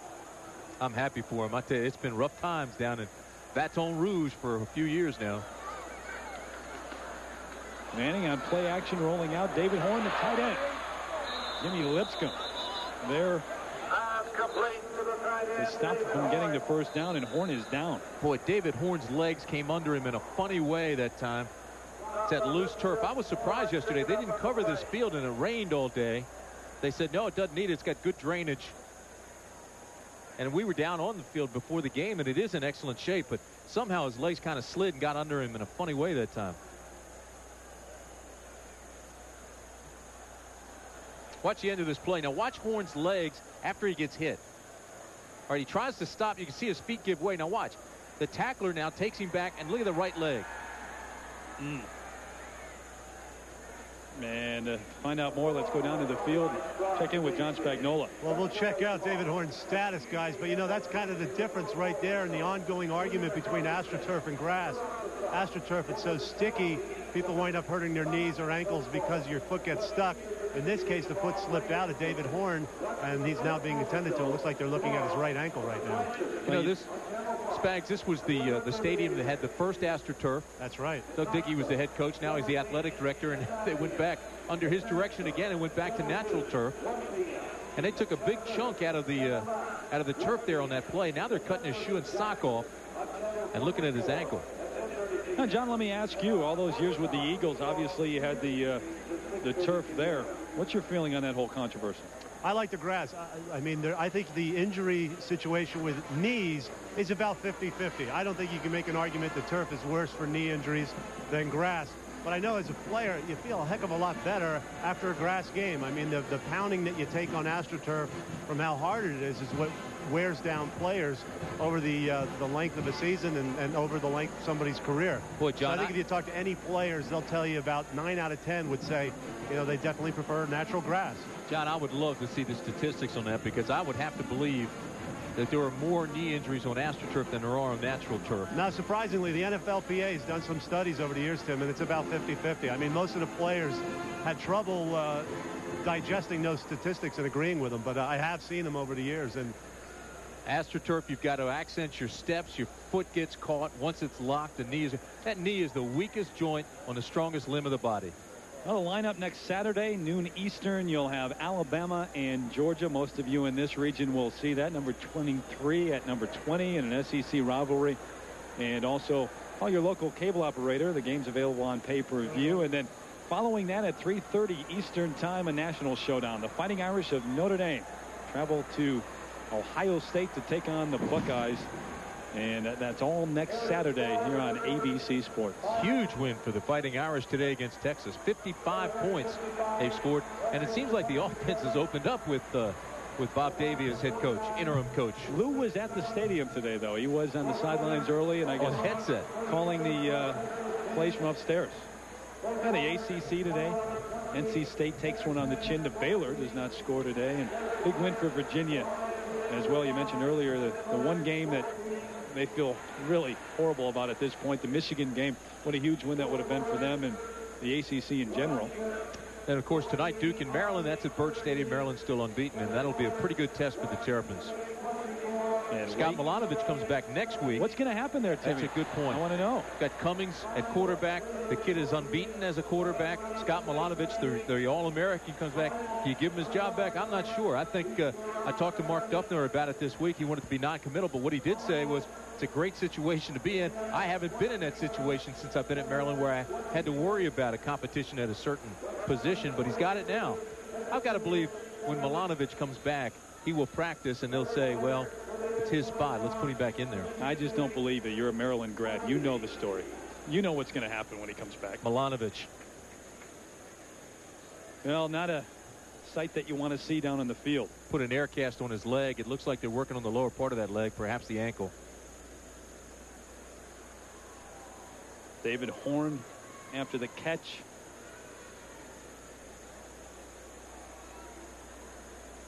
And they continue to work on him, and we'll check in with John Saunders up in New York. John? All right, Terry, thanks a lot. Ohio State starting to roll over Pitt, and Bobby Hoying a big reason why. Hooking up with Terry Glenn again. The fourth time they hooked up in the game. 62 yards on this one for Hoying. His fifth touchdown pass of the game that ties a Buckeye record. 41-14, still in the third. Terry. All right, John. So Notre Dame scoring 55 today. That's another game that I thought would be much better than that. I did too. Johnny Majors has some talented people. Not a lot of them.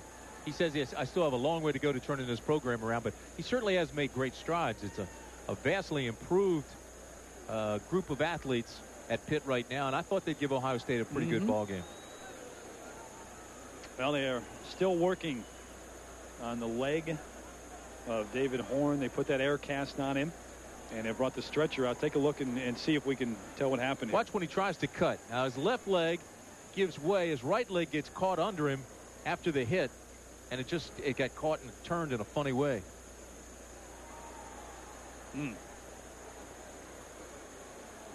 They cut off his shoe. They cut off his sock. They put an air cast on his lower leg in the ankle area.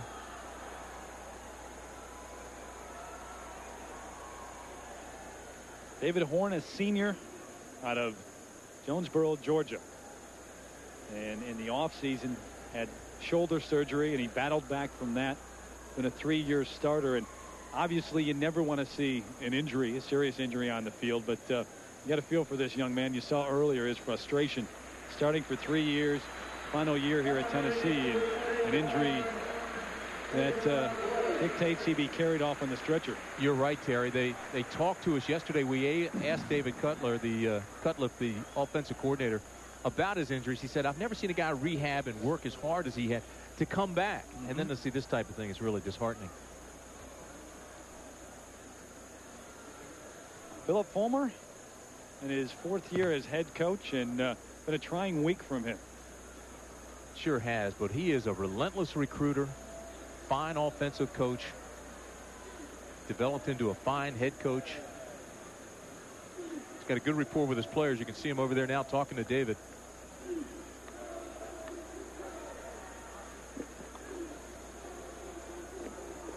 And you got to give him a lot of credit, too. I mean, all the things he had to deal with off the field this week in terms of press conferences and meeting with the press and just keeping things under control. And then comes your ball club. I mean, then you have to go ahead and try to motivate your football club after a devastating loss to Florida and all the distractions away from the field. And he's done a heck of a job. And then we come to town. I mean, he worked through all that all week. And then we come and sit down with him and we say, all right, coach, tell us about the distractions. He felt, oh, man, what are we doing? He wasn't happy about that. He wanted to concentrate on the positives. He wanted to talk about the football game. He thought his kids were ready, and all that was behind him, and we brought it up. He wasn't happy about that, but that Phil's a terrific guy. Absolutely. And obviously, you know that as a head coach, you wouldn't want to have to deal with it either, but that's part of being a head football coach. And there goes David Horn with the thumbs up sign, and let's check in with John Spagnuolo. And David Horn going off the field like this, the official word is he broke his ankle, and obviously they're going to cast that up, but it looks like he's out for the season. Just a simple fracture. It's not a compound fracture, but it's definitely a broken ankle. You could tell he was in pain right away, but when they cut off the shoe and the sock, you knew it was something fairly serious. Here goes Eric Lane to the outside, and Walt Harris tries to bring him down. He carried him for an extra 5 yards with a 25. You know, it's amazing to me. We talk about simple fractures and compound fractures. Well, they're all painful.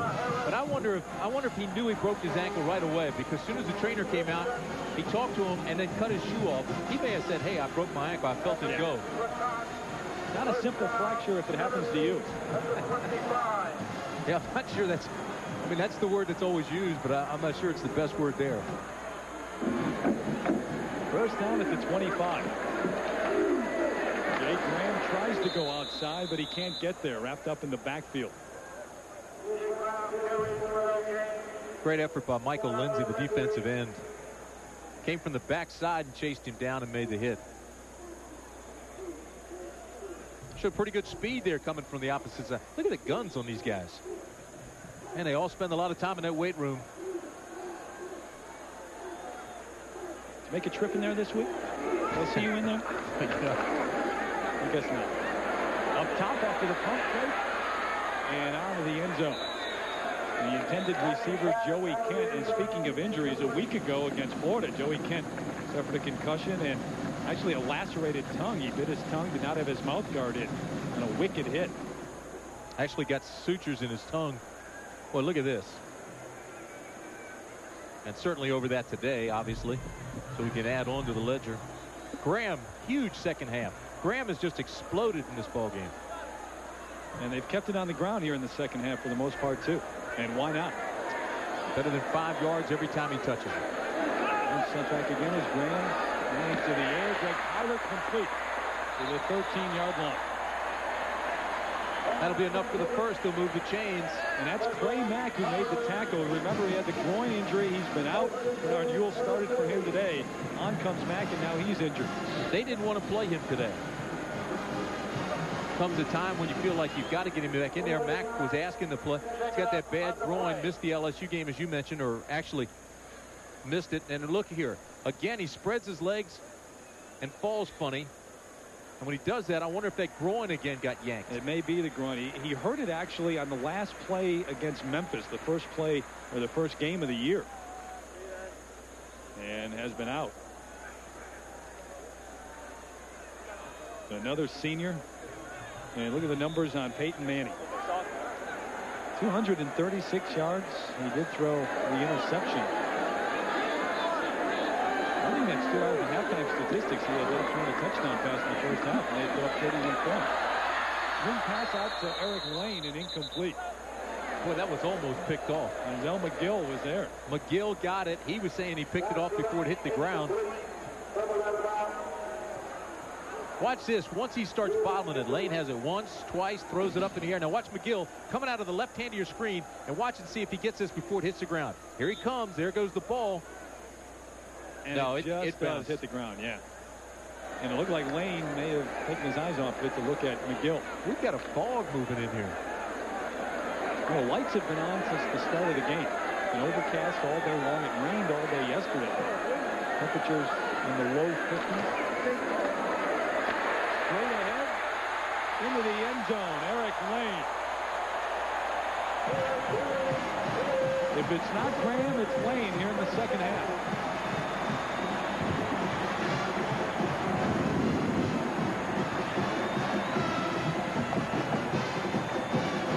Tennessee says the rules now, boys. Straight ahead, no fair dodging. We're coming at you. Eric Lane with a 12-yard touchdown run, his second touchdown of the year. Watch the block by Peterson, 73. I mean, that's a pancake. Just open that hole wide. Lane came through. Man, I'm telling you, 6'2", 217 pounds. He got it rolling right into the checkerboard square. That ball splits the uprights for the extra point. And another TD on the board for the ball. Well, what a block by Peterson, 73. Look at him just taking out everybody on that right side. Boy, that's a pretty good block right there, too, by Bubba Miller had a nice block on Curry. Bubba on Curry, the linebacker, 71, just rolled him out of there. A lot of smiles where they did not appear last week in the second half, but they're on the faces of Tennessee this week. Spags? Terry, you know, I was just noticing Phil Fulmer wanted to make a statement here in the second half. Interestingly enough, Tim and Terry, Tennessee has a reputation as a finesse offense, but their success here in the second half has just been pounding the football with Jay Graham and then with Eric Lane.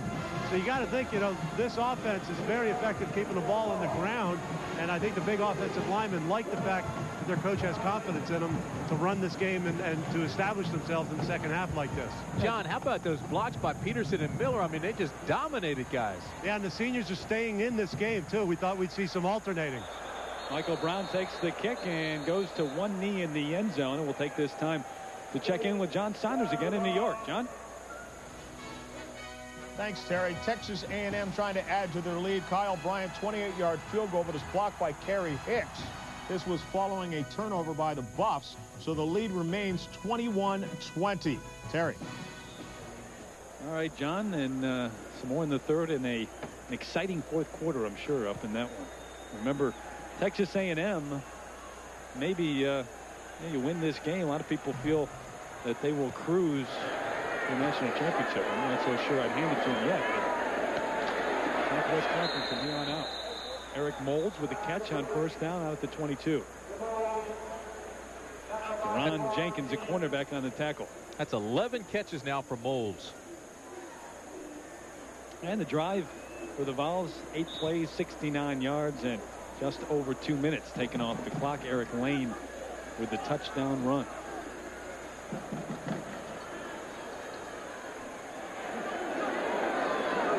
Second and 5 for Tate on the Bulldog.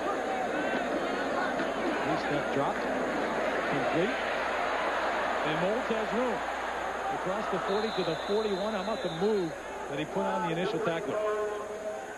You know, he's a very smart receiver. He comes up to the line. He recognizes the defense right away. He sees it's a 2 deep, 5 under. Now watch. He realizes it's a zone, and he's got the outside guy, so forces him inside, gives him a juke, and goes back outside, and knows there's only one guy between he and the end zone. And Steve Johnson that he beat initially. 6'3", 205, and certainly a lot of potential to play on Sundays. There goes Kiefer McGee, bounces outside and up to midfield. So another first down for the Bulldogs. And let's check in again with John Spagnola. Hey, Terry, Eric Moulds with his fourth 100-yard receiving game this year. You know, he worked out this offseason with Jerry Rice, and Jerry Rice said he didn't put him through his strenuous workout. Moulds could not believe how exhausted he was after a 3-hour workout with Jerry Rice. But you see what he does after the catch. He's got the strength, and it reminds you a lot of Jerry Rice with his balance, his speed, and his strength. You know, John, a lot of those Mississippi State fans feel Moulds can be eventually an Art Monk or Jerry Rice or Steve Largent type. That class. Here's a guy that's 6'3", 41-inch vertical leap. He's strong off the line. He's quick in his cuts. He's smart in his routes. He can leap. He's sure-handed. Blesto, one of the scouting combines, they looked at him and they said, hey, he's definitely a first-round pick. He'll be playing on Sundays. I think he'll go in the first 10 selections depending on the team and their needs and the order of the pick. The quarterbacks and running backs usually go higher than wide receivers, but he'll be in that mix. All the tools to play at the next level. First and 10, take the throw again. And this time picked off at the 37-yard line. Scott Gallion. And he brings it back across midfield. So another interception. The second of the day thrown by Tate. This time to the strong side linebacker, Scott Gallion. This time Tennessee's just sitting in a zone. Now watch Tate. He gets a little bit antsy back here when he feels the pressure and actually throws off balance. See him? He's backing up when he throws, overthrows the receiver, and the linebacker's just sitting in a zone. Gallion just read it, didn't have to move a whole lot. That's an easy pick for him. Showed a little bit of agility coming back there, didn't he? Gallion's moving. He's 6'3", 230. Had some pretty good feet. First interception of the year for Gallion. And a couple of good ones. Gallion and Hines been active all day. For the first time, Mark Levine in at running back. And here goes Levine ahead for maybe 2. And we also see Jeremy Bates in a quarterback for Peyton Manning. So the starters getting rest. And the final seconds ticking off here in the third quarter. Tennessee 45-8. We'll be back with more between the Bulldogs and the Vols of this message and a word from our ABC station. Welcome back for the final 15 minutes here in Knoxville. Tennessee up big time in this one. Terry Gannon, Tim Brandt, and John Spagnola. First and 10 for the Vols. They got the second team in right now. Jeremy Bates in the quarterback. And here he comes to the near sideline. Flags all around, and Bates out of bounds at the 35. They'll bring this play back. It's going to be holding against Tennessee, but it's a good look at Jeremy Bates. 5'10", 172-pound freshman, son of the former Tennessee star, Jim Bates. Now with the Browns, coached here. And a face mask against Mississippi State. Watch this now. I thought I saw a holding coming out of Poole. There's the face mask right there. That's an excellent call. Iris Gilmore. So that'll carry the ball all the way down to the 30. You know, Bates is a great student, too. 4.0. Actually, I think his average is 3.9 student in his grade point average. He graduated from high school early and enrolled at Tennessee so he could participate in spring drills. That really was the coaches wanted him to do that.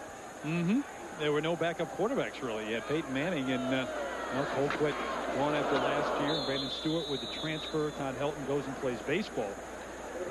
And this is how we arrived at this point. Joined in the booth now by one of the all-time greats. A guy I respect and look to as a friend, Archie Manning. Archie, how are you? I'm doing fine, Tim. Great to see you. How you doing? Archie, Terry Gannon, how are Terry, you? how are you? Tim has told me a lot of stories. I only believe half of them. Well, you just have to be busting at the chest. Oh, well. So proud of him. Yeah, well, we're proud. This is a good deal for Tennessee. It's been a tough week, and, you know, you've been through it a lot. I think teams on all levels, when you go through some tough times, you can kind of go either way. It's usually the next week it's either real good or real bad, and they needed for it to be real good, and they came out early and did some good things. You know what I was saying earlier in the broadcast, Archie? The last time I saw Peyton, he was about this big. I saw him yesterday. He came up and said, hey, he's 6'5". I couldn't believe it. Yeah, he's grown a little bit. Archie, what do you think about his transition from last year, all that he's learned? The coaches just go on talking about how much he has consumed his offense and his football knowledge.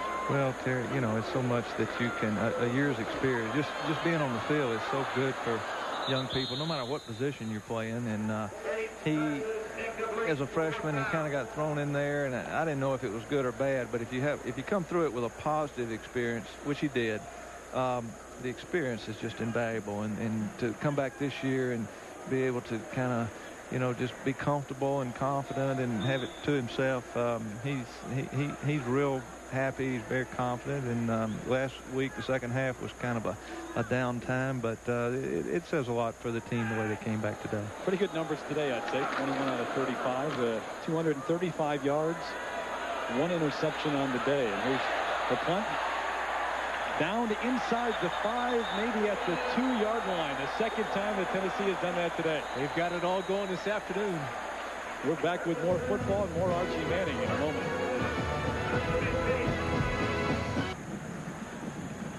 13:27 left in this one. Tennessee up big time, and for the third time today, Mississippi State starts within their own 10-yard line. That punt down at the 2-yard line.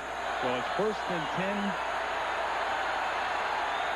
Tate to McGee, wrapped up right at the 2-yard line. And Tim Bratt and I continue in the booth with Archie Manning, longtime NFL great, and obviously father of Peyton Manning. What about this week? I want to get your thoughts on that. Some of the things that you tell Peyton in a week like this, so much going on off the field, on the field, a loss to Florida. Well, Terry, you know, he really has matured so much that I don't give him a lot of advice. I just said, you know, some things you don't have any control over, and all you can do is kind of go forward. And really, they did what needed to be done, you know, kind of take care of business here on the field. It's unfortunate that some other things, and hope those things are passed. But it's a really, it's a compliment to the coaching staff, too. You know, I saw, it was ironic, Terry, today was Parents' Day. That's been set up in advance, but it really was a time when all the parents were here of the players. And Phil Fulmer talked to the parents, Doug Dickey did, and it was probably, you know, parents kind of needed that because it's been such a tough thing. And I really got to take my hat off to Phil Fulmer, the way just a tough week for him. I bet he didn't sleep 8 or 9 hours during the weekend, but how positive he was, and the way Peyton said the practice was good, everything was upbeat, and they're just going to try to, you know, get through this thing and get a win. Hopefully they have, and it really says a lot for everyone. That completion to Eric Moulds for a 1st down. So here goes Tate on 1st and 10. Bobbled by Moulds and now complete. Ron Jenkins on the coverage and the hit. I think Eric's going to set some kind of record here today. What a great looking football player. That's about 14 catches for him right there. Archie, how often do you talk to Peyton during Just the a week? couple times a week. Last year, I will admit, a little bit more. He was calling pretty often.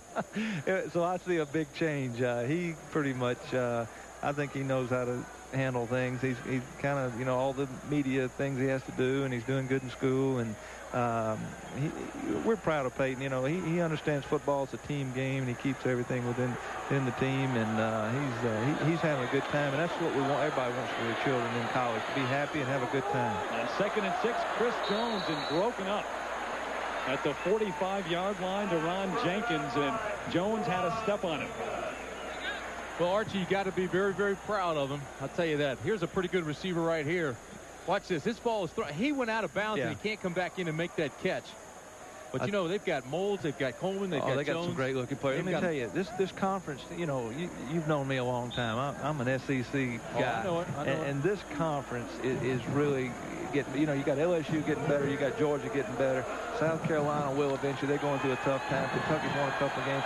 You know, State ran into a buzzsaw today catching Tennessee, and with everything that's going on, there's some good football players in State, and they're going to be a factor with some teams this year. Arkansas with a win over Alabama. Arkansas is so much improved. Tennessee's got to go there. There are some great SEC games in the coming up in the rest of this year. And hey, I still got tonight. It might be Ole Miss's night to beat Georgia. So there you go. Hey, well, Archie, thanks for coming up and saying guys. Hey. Always a pleasure. And I'm sure down the road you're going to have another big decision making with Peyton. Archie, it'll be a while. Much. Thanks, Terry. Thanks, Arch. Archie Manning, longtime NFL star, and now becoming known only as the father of Peyton Manning. I'm not sure that's the case, but he's awfully proud of his son, and well, he should be. 1st and 10 for Tate. To the air. Moulds to the air, but overthrown. Even he couldn't get that one. Incomplete. Sean Summers on the coverage, and Texas A&M holding on to that 1-point lead over Colorado as they move now to the 4th.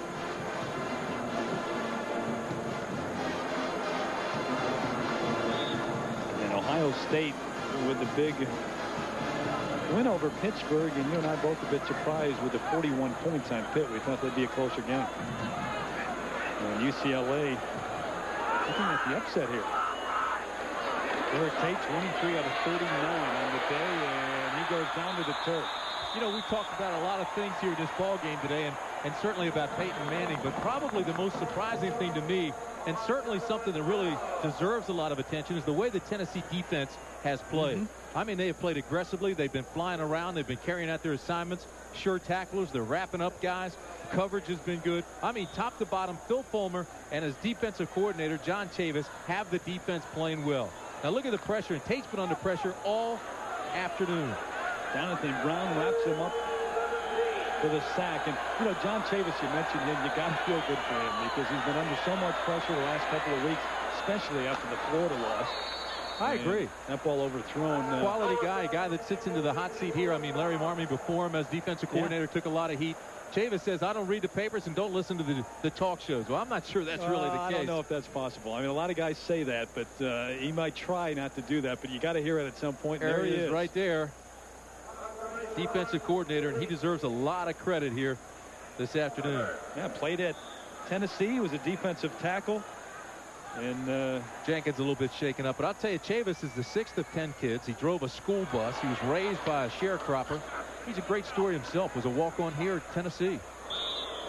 And a fair catch by Summers at the 44-yard line. So a punt of 36 yards.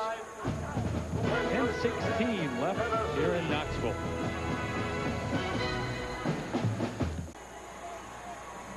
Even Smokey's had enough at this point. Smokey. Blue Tick Hound. There you go. I didn't know that. I knew he was a hound. Blue Tick Hound. If time permits, don't forget to stay tuned for the Thrifty Car Rental post-game report featuring scores and highlights from across the country. And Jackie Sherrill would like this thing to end pretty soon as well. Jermaine Copeland now in at quarterback. Mark Levine, a running back, fighting his way ahead and may have a first down. It has been a long day for Jackie Sherrill in Mississippi State. Tennessee has moved the ball all day long. They started early on in the first. And we're stopped a couple of times, and we're only able to manage field goals early on. But, Tim, they have just been awfully impressive throughout the day. Sure have. You know, talking to a lot of the folks down here in Tennessee, even though the Volunteers have won 9 of their last 11 games coming in, you had the feeling that last week's loss to Florida counted for a whole lot more than one game. And it was devastating. And yet the team came out and just responded by bowing its back and getting tough and coming out and made a statement here today. I think it made a statement not only to Mississippi State, but to everybody in the conference. You're right, because this is a team that really looked towards the Florida game as their season. There goes Levine straight ahead for a gain of about 3. You know, you've got Jason Lehman, the offensive tackle, who made comments that this is our season. We've been pointing towards the Florida game all summer long. We prepared for this. Coaches put in a lot of stuff for the Florida game early on. You lose that in the fashion that you do, and now you have to come back. And it says a lot about this squad. And the coaching staff.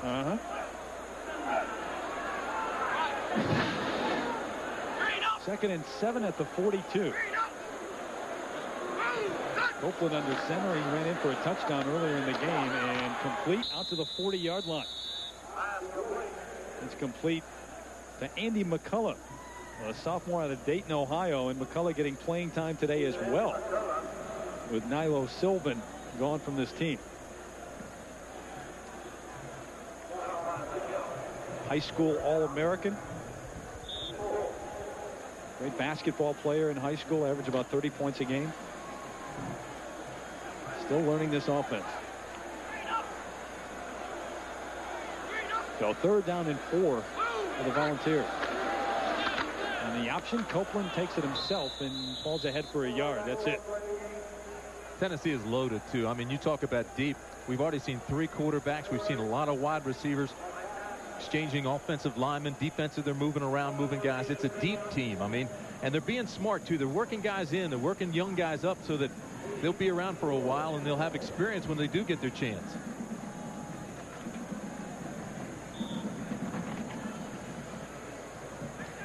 Talking to the coaches yesterday, they're already thinking about the recruiting season. Well, it never ends. You have to be nowadays in college football. Turn away high. Bernard Ewell back at his own 10-yard line. Watches it go out of bounds. A couple of flags back at the line of scrimmage, though.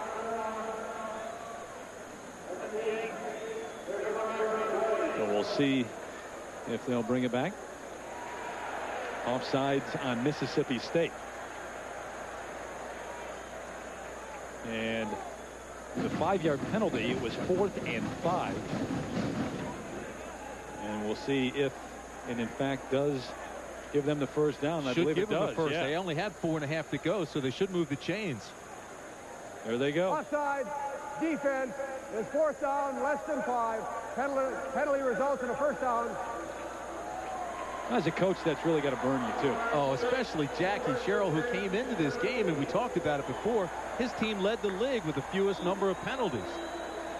You know, and late in a game like this, Tim, you look up at the scoreboard, and you know, obviously this is not a game in which at this point they're going to come back, but you get in bad habits.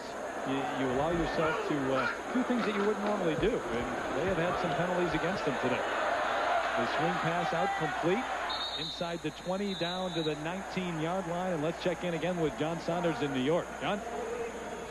Terry, we told you Koy Detmer is out of the game right now, but his backup John Hessler's doing quite a job. He's run for a couple of touchdowns. And look at the touch here, 20 yards to Tennyson McCarty to give them the lead. They go for 2, don't get it, but still up 26-21. Terry. Great one going on there. Boy, that is fun. McCarty got tagged when he got in the end zone, didn't he? Ball on the 19-yard line. Jermaine Copeland running the show now for Tennessee. Their 25th first down of the game. And straight ahead off the left side down to the 12-yard line. That's Sean Bryson, a freshman out of Franklin, North Carolina. Another high school All-American. You go up and down the list and you see All-American next to all their names. Bryson 6'1", 203 pounds. Another flag down, Terry. Down at the 13. Just had the offsides penalty, which allowed Tennessee to reach a first down. Replay it down. Holding, offense, incidental face mask, defense, penalties offset, repeat first down. Don Gilbert telling us about the offsetting penalties. So they replay the down. Boy, you look at Fulmer and you look at what he's done, and we talked about the way things have turned around. They have 7 home games this year. That has to work in their favor as well. 2-1 overall, 1-1 in the SEC. And Copeland to Bryson bouncing around and stopped at the 19-yard line. Larry Williams among a couple of tacklers. And it has been a long day for this defense. They've spent a lot of time on the field, especially here in the second half when Tennessee has gone to the ground. You know, this club, Mississippi State, lost to LSU 34-16, but outside of that, the defense has played very well. And last week against Baylor, it was actually the defense that turned that game around. 5 lead changes. The defense played well, especially down the stretch. Made a couple of picks down when it got to be a tight fit situation, and that won the game for him. Bernard Ewell with the interception to really save the game for him. Bryson off left tackle, ahead for a couple of yards. Defensively last week, Mississippi State allowed only 5 yards per snap. Less than that actually in the first half. About 3 yards per snap. Came out here this afternoon, and it was like every time Tennessee touched it, they were picking up 12, 14, 15 yards.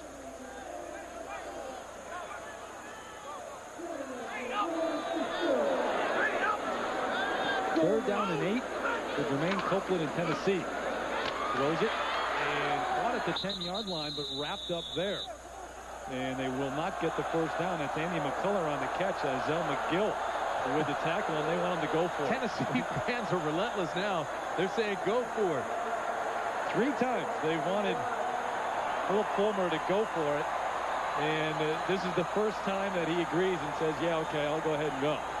All right, so now it's going to start over again. Running up the score, that's the topic. Don't bring it up, please. That's the topic everybody's talking about. I'm like Bobby Bowden. I don't believe that. I don't believe you've got your second team in, let them play. Well, what are you going to do here? Either go for it or tack 3 more on the board. So you give it to Bryson straight ahead. Does he get there? He's very close. See, I don't think he did get there. That's going to be awfully close. Is right. Matter of fact, the mark, if he goes Well, he is going to mark, and it looks like they're coming up short. Had to get to the 9, and I think he got just inside the 10, and he did. See, now that's smart on Phil Fulmer's part.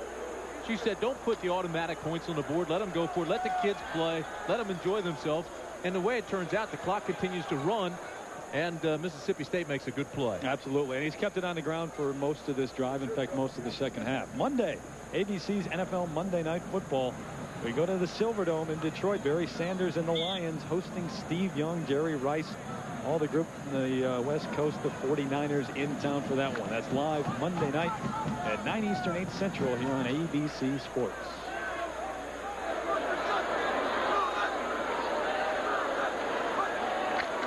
And Derek Tate still in the game. Here's out to Eric Mold. He's had 14 catches already on the day. And he tries to get to the 20, ends up at the 19, just about a yard short of the first down. And Nebraska kept it under 50 today. 49-7. By the way, Molds with 15 catches, as I said, for 183 yards today. You know, it was almost humorous at halftime listening to John Saunders and Bobby Bowden talking about running the score up. It was a great interview, but at the end, he says, good luck tonight against Central Florida. They may need it, yeah. Of course, Notre Dame on their schedule last few years replaced by Central Florida. Here's Chris Jones on the sideline. He may go, and he will go. All the way, and a touchdown for Mississippi State. 81 yards from Tate to Jones.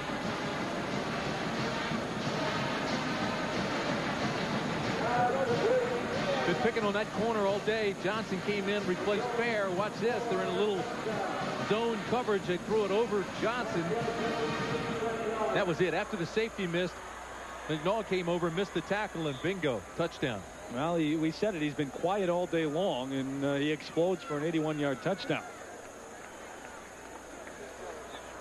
And as the fog continues to roll in here at Neyland Stadium. You know, that was the first time, Terry, all afternoon you could actually see Jones' speed. Yeah, you're right. Straight up the sideline. Tony Buckhalter in the backfield as Mississippi State goes for 2. And incomplete. Intended for Eric Mold. So the score remains 45-14. 4:38 left to go here at Neyland Stadium.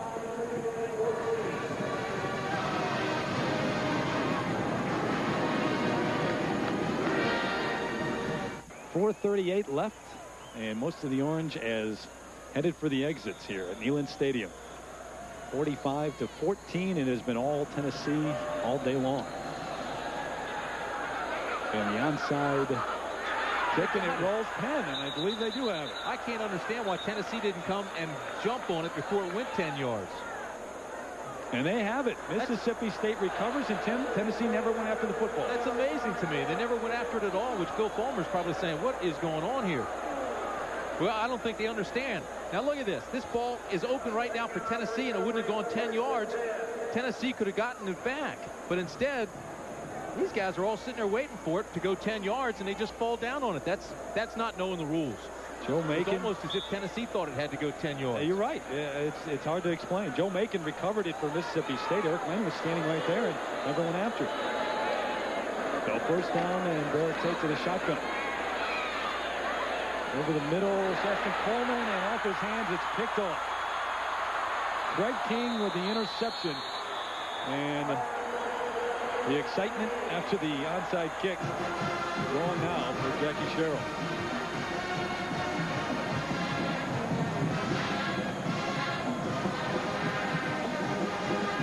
Not a bad pass, right in his hands. No, Tate actually did a very nice job. He bought some time and threw the pass. Coleman, we've seen him drop 2 this afternoon. This one just tips him. Again, it's an easy pick for King. You know, it's the old tip drill. Then it's a linebacker's dream. Hey, I'm going to get the run with the ball. You know what? He took his eyes off of it. He saw Anthony Hampton, the strong side linebacker, right in his path. Tough hit on King, too. I think looked like he hurt his knee. Hyperextended it, maybe.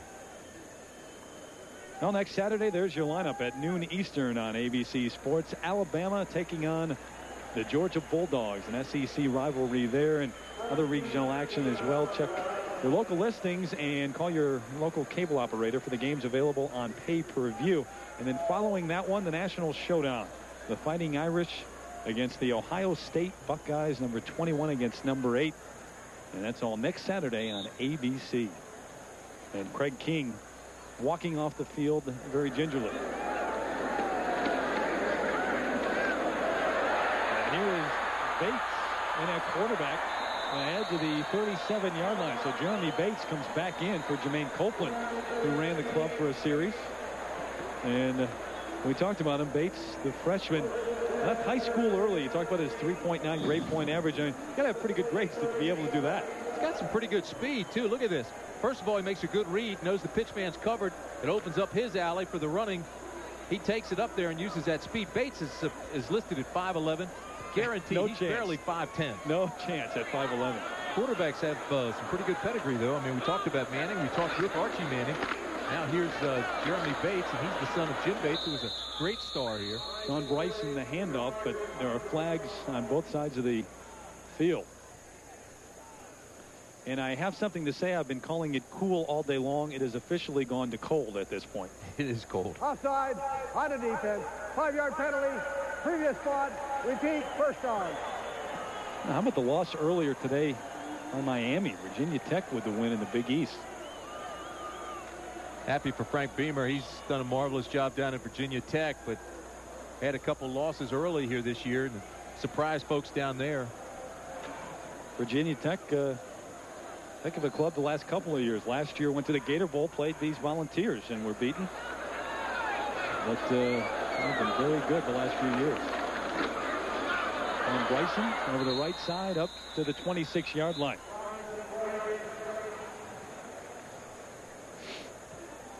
So 3:29 left in this one. And the Cubbies 5 out of the wild card spot, but pretty good year for Sammy Sosa and the Cubs up on the north side.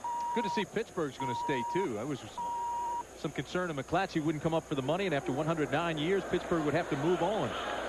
Well, you would hate to see something like that, wouldn't you? I mean, I know it's a reality of the game and the economics today, but the Yankees half game ahead for that final spot, the wild card. That would be a huge win for New York. That'd be good. They need that for the wild card race. On Bryson to the outside, Isaiah McGill drives him out of bounds, but he gets to the first down marker and more.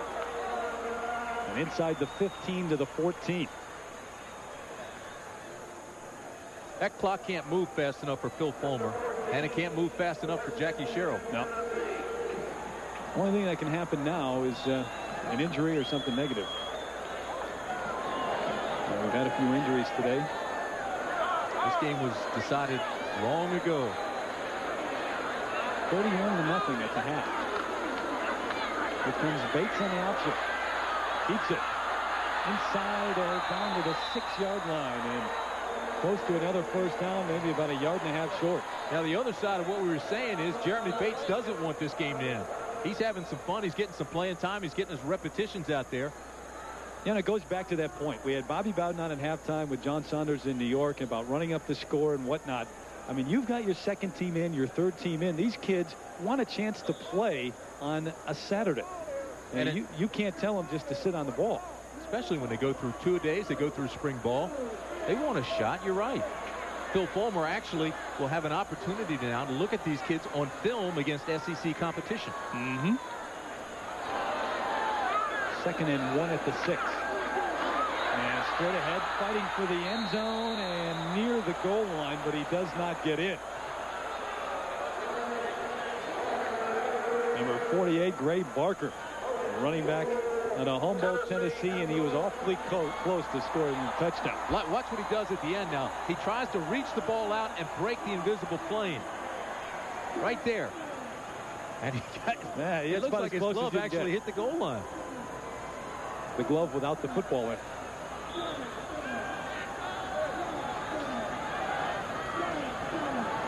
So 1st and goal inside the 1 for Tennessee. Trying to tack on more with just over 2 minutes left here in Knoxville. Watch the offensive line fire out. Looking Bryson, but it's Bates straight ahead. No. They'll bring up 2nd and goal. He didn't get there. Conley Earl came up to stop him. Goal line defense, they tell the defensive lineman to actually get lower than the offense. and try to establish a new line of scrimmage a yard deep in the offensive backfield. Watch this. The white jerseys win this battle. They pile it up. That way the linebackers can fill. Did a super job that time. And, of course, the tackle and penetration by Michael Lindsay, again, the defensive end who came off the corner. Yep. Well, it's second and goal.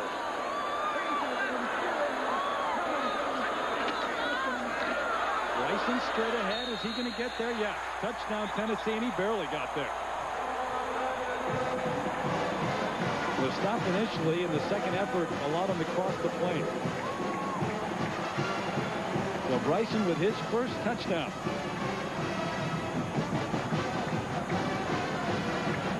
Again, the white jerseys, good, solid goal line defense. Watch Bryson. He's actually hit in the backfield.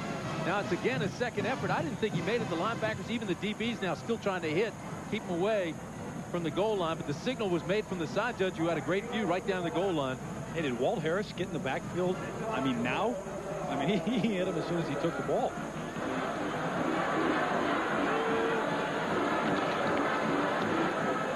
Jeff Hall, the extra point.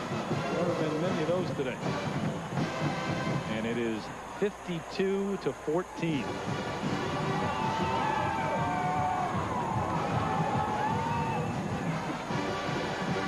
Playing Rocky Top here at Neyland Stadium. I believe that is number 26 on the day. It is unofficially the 26th time that they have played Rocky Top. This is a great scene, though, is it not, here at Knoxville? I mean, 95,000 here today, and all the orange, a sea of orange here.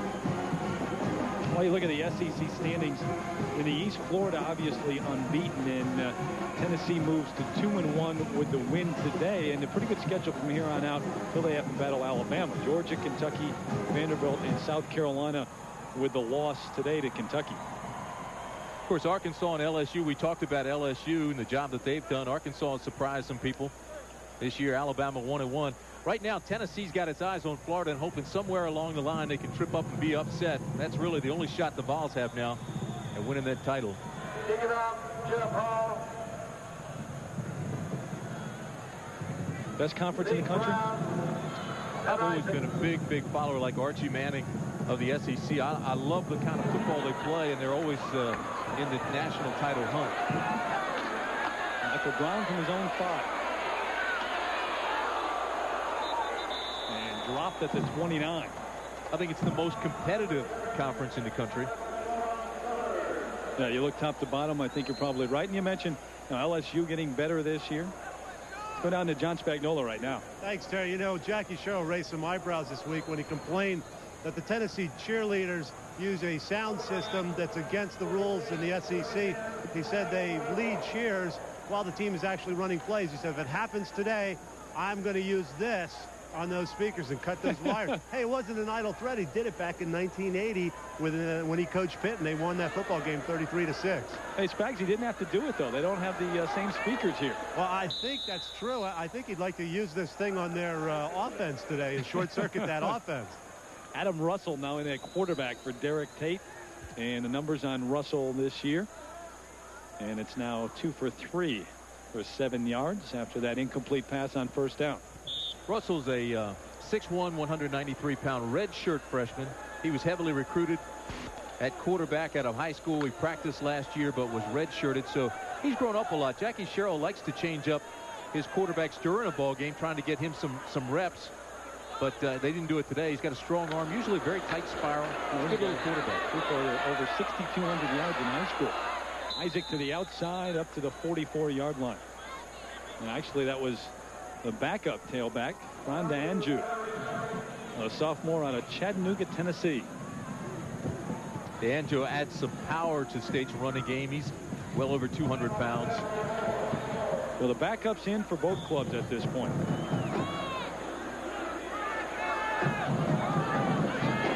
Dennis McKinley leading the Anjou in the backfield ahead for maybe 2 yards to the 46-yard line.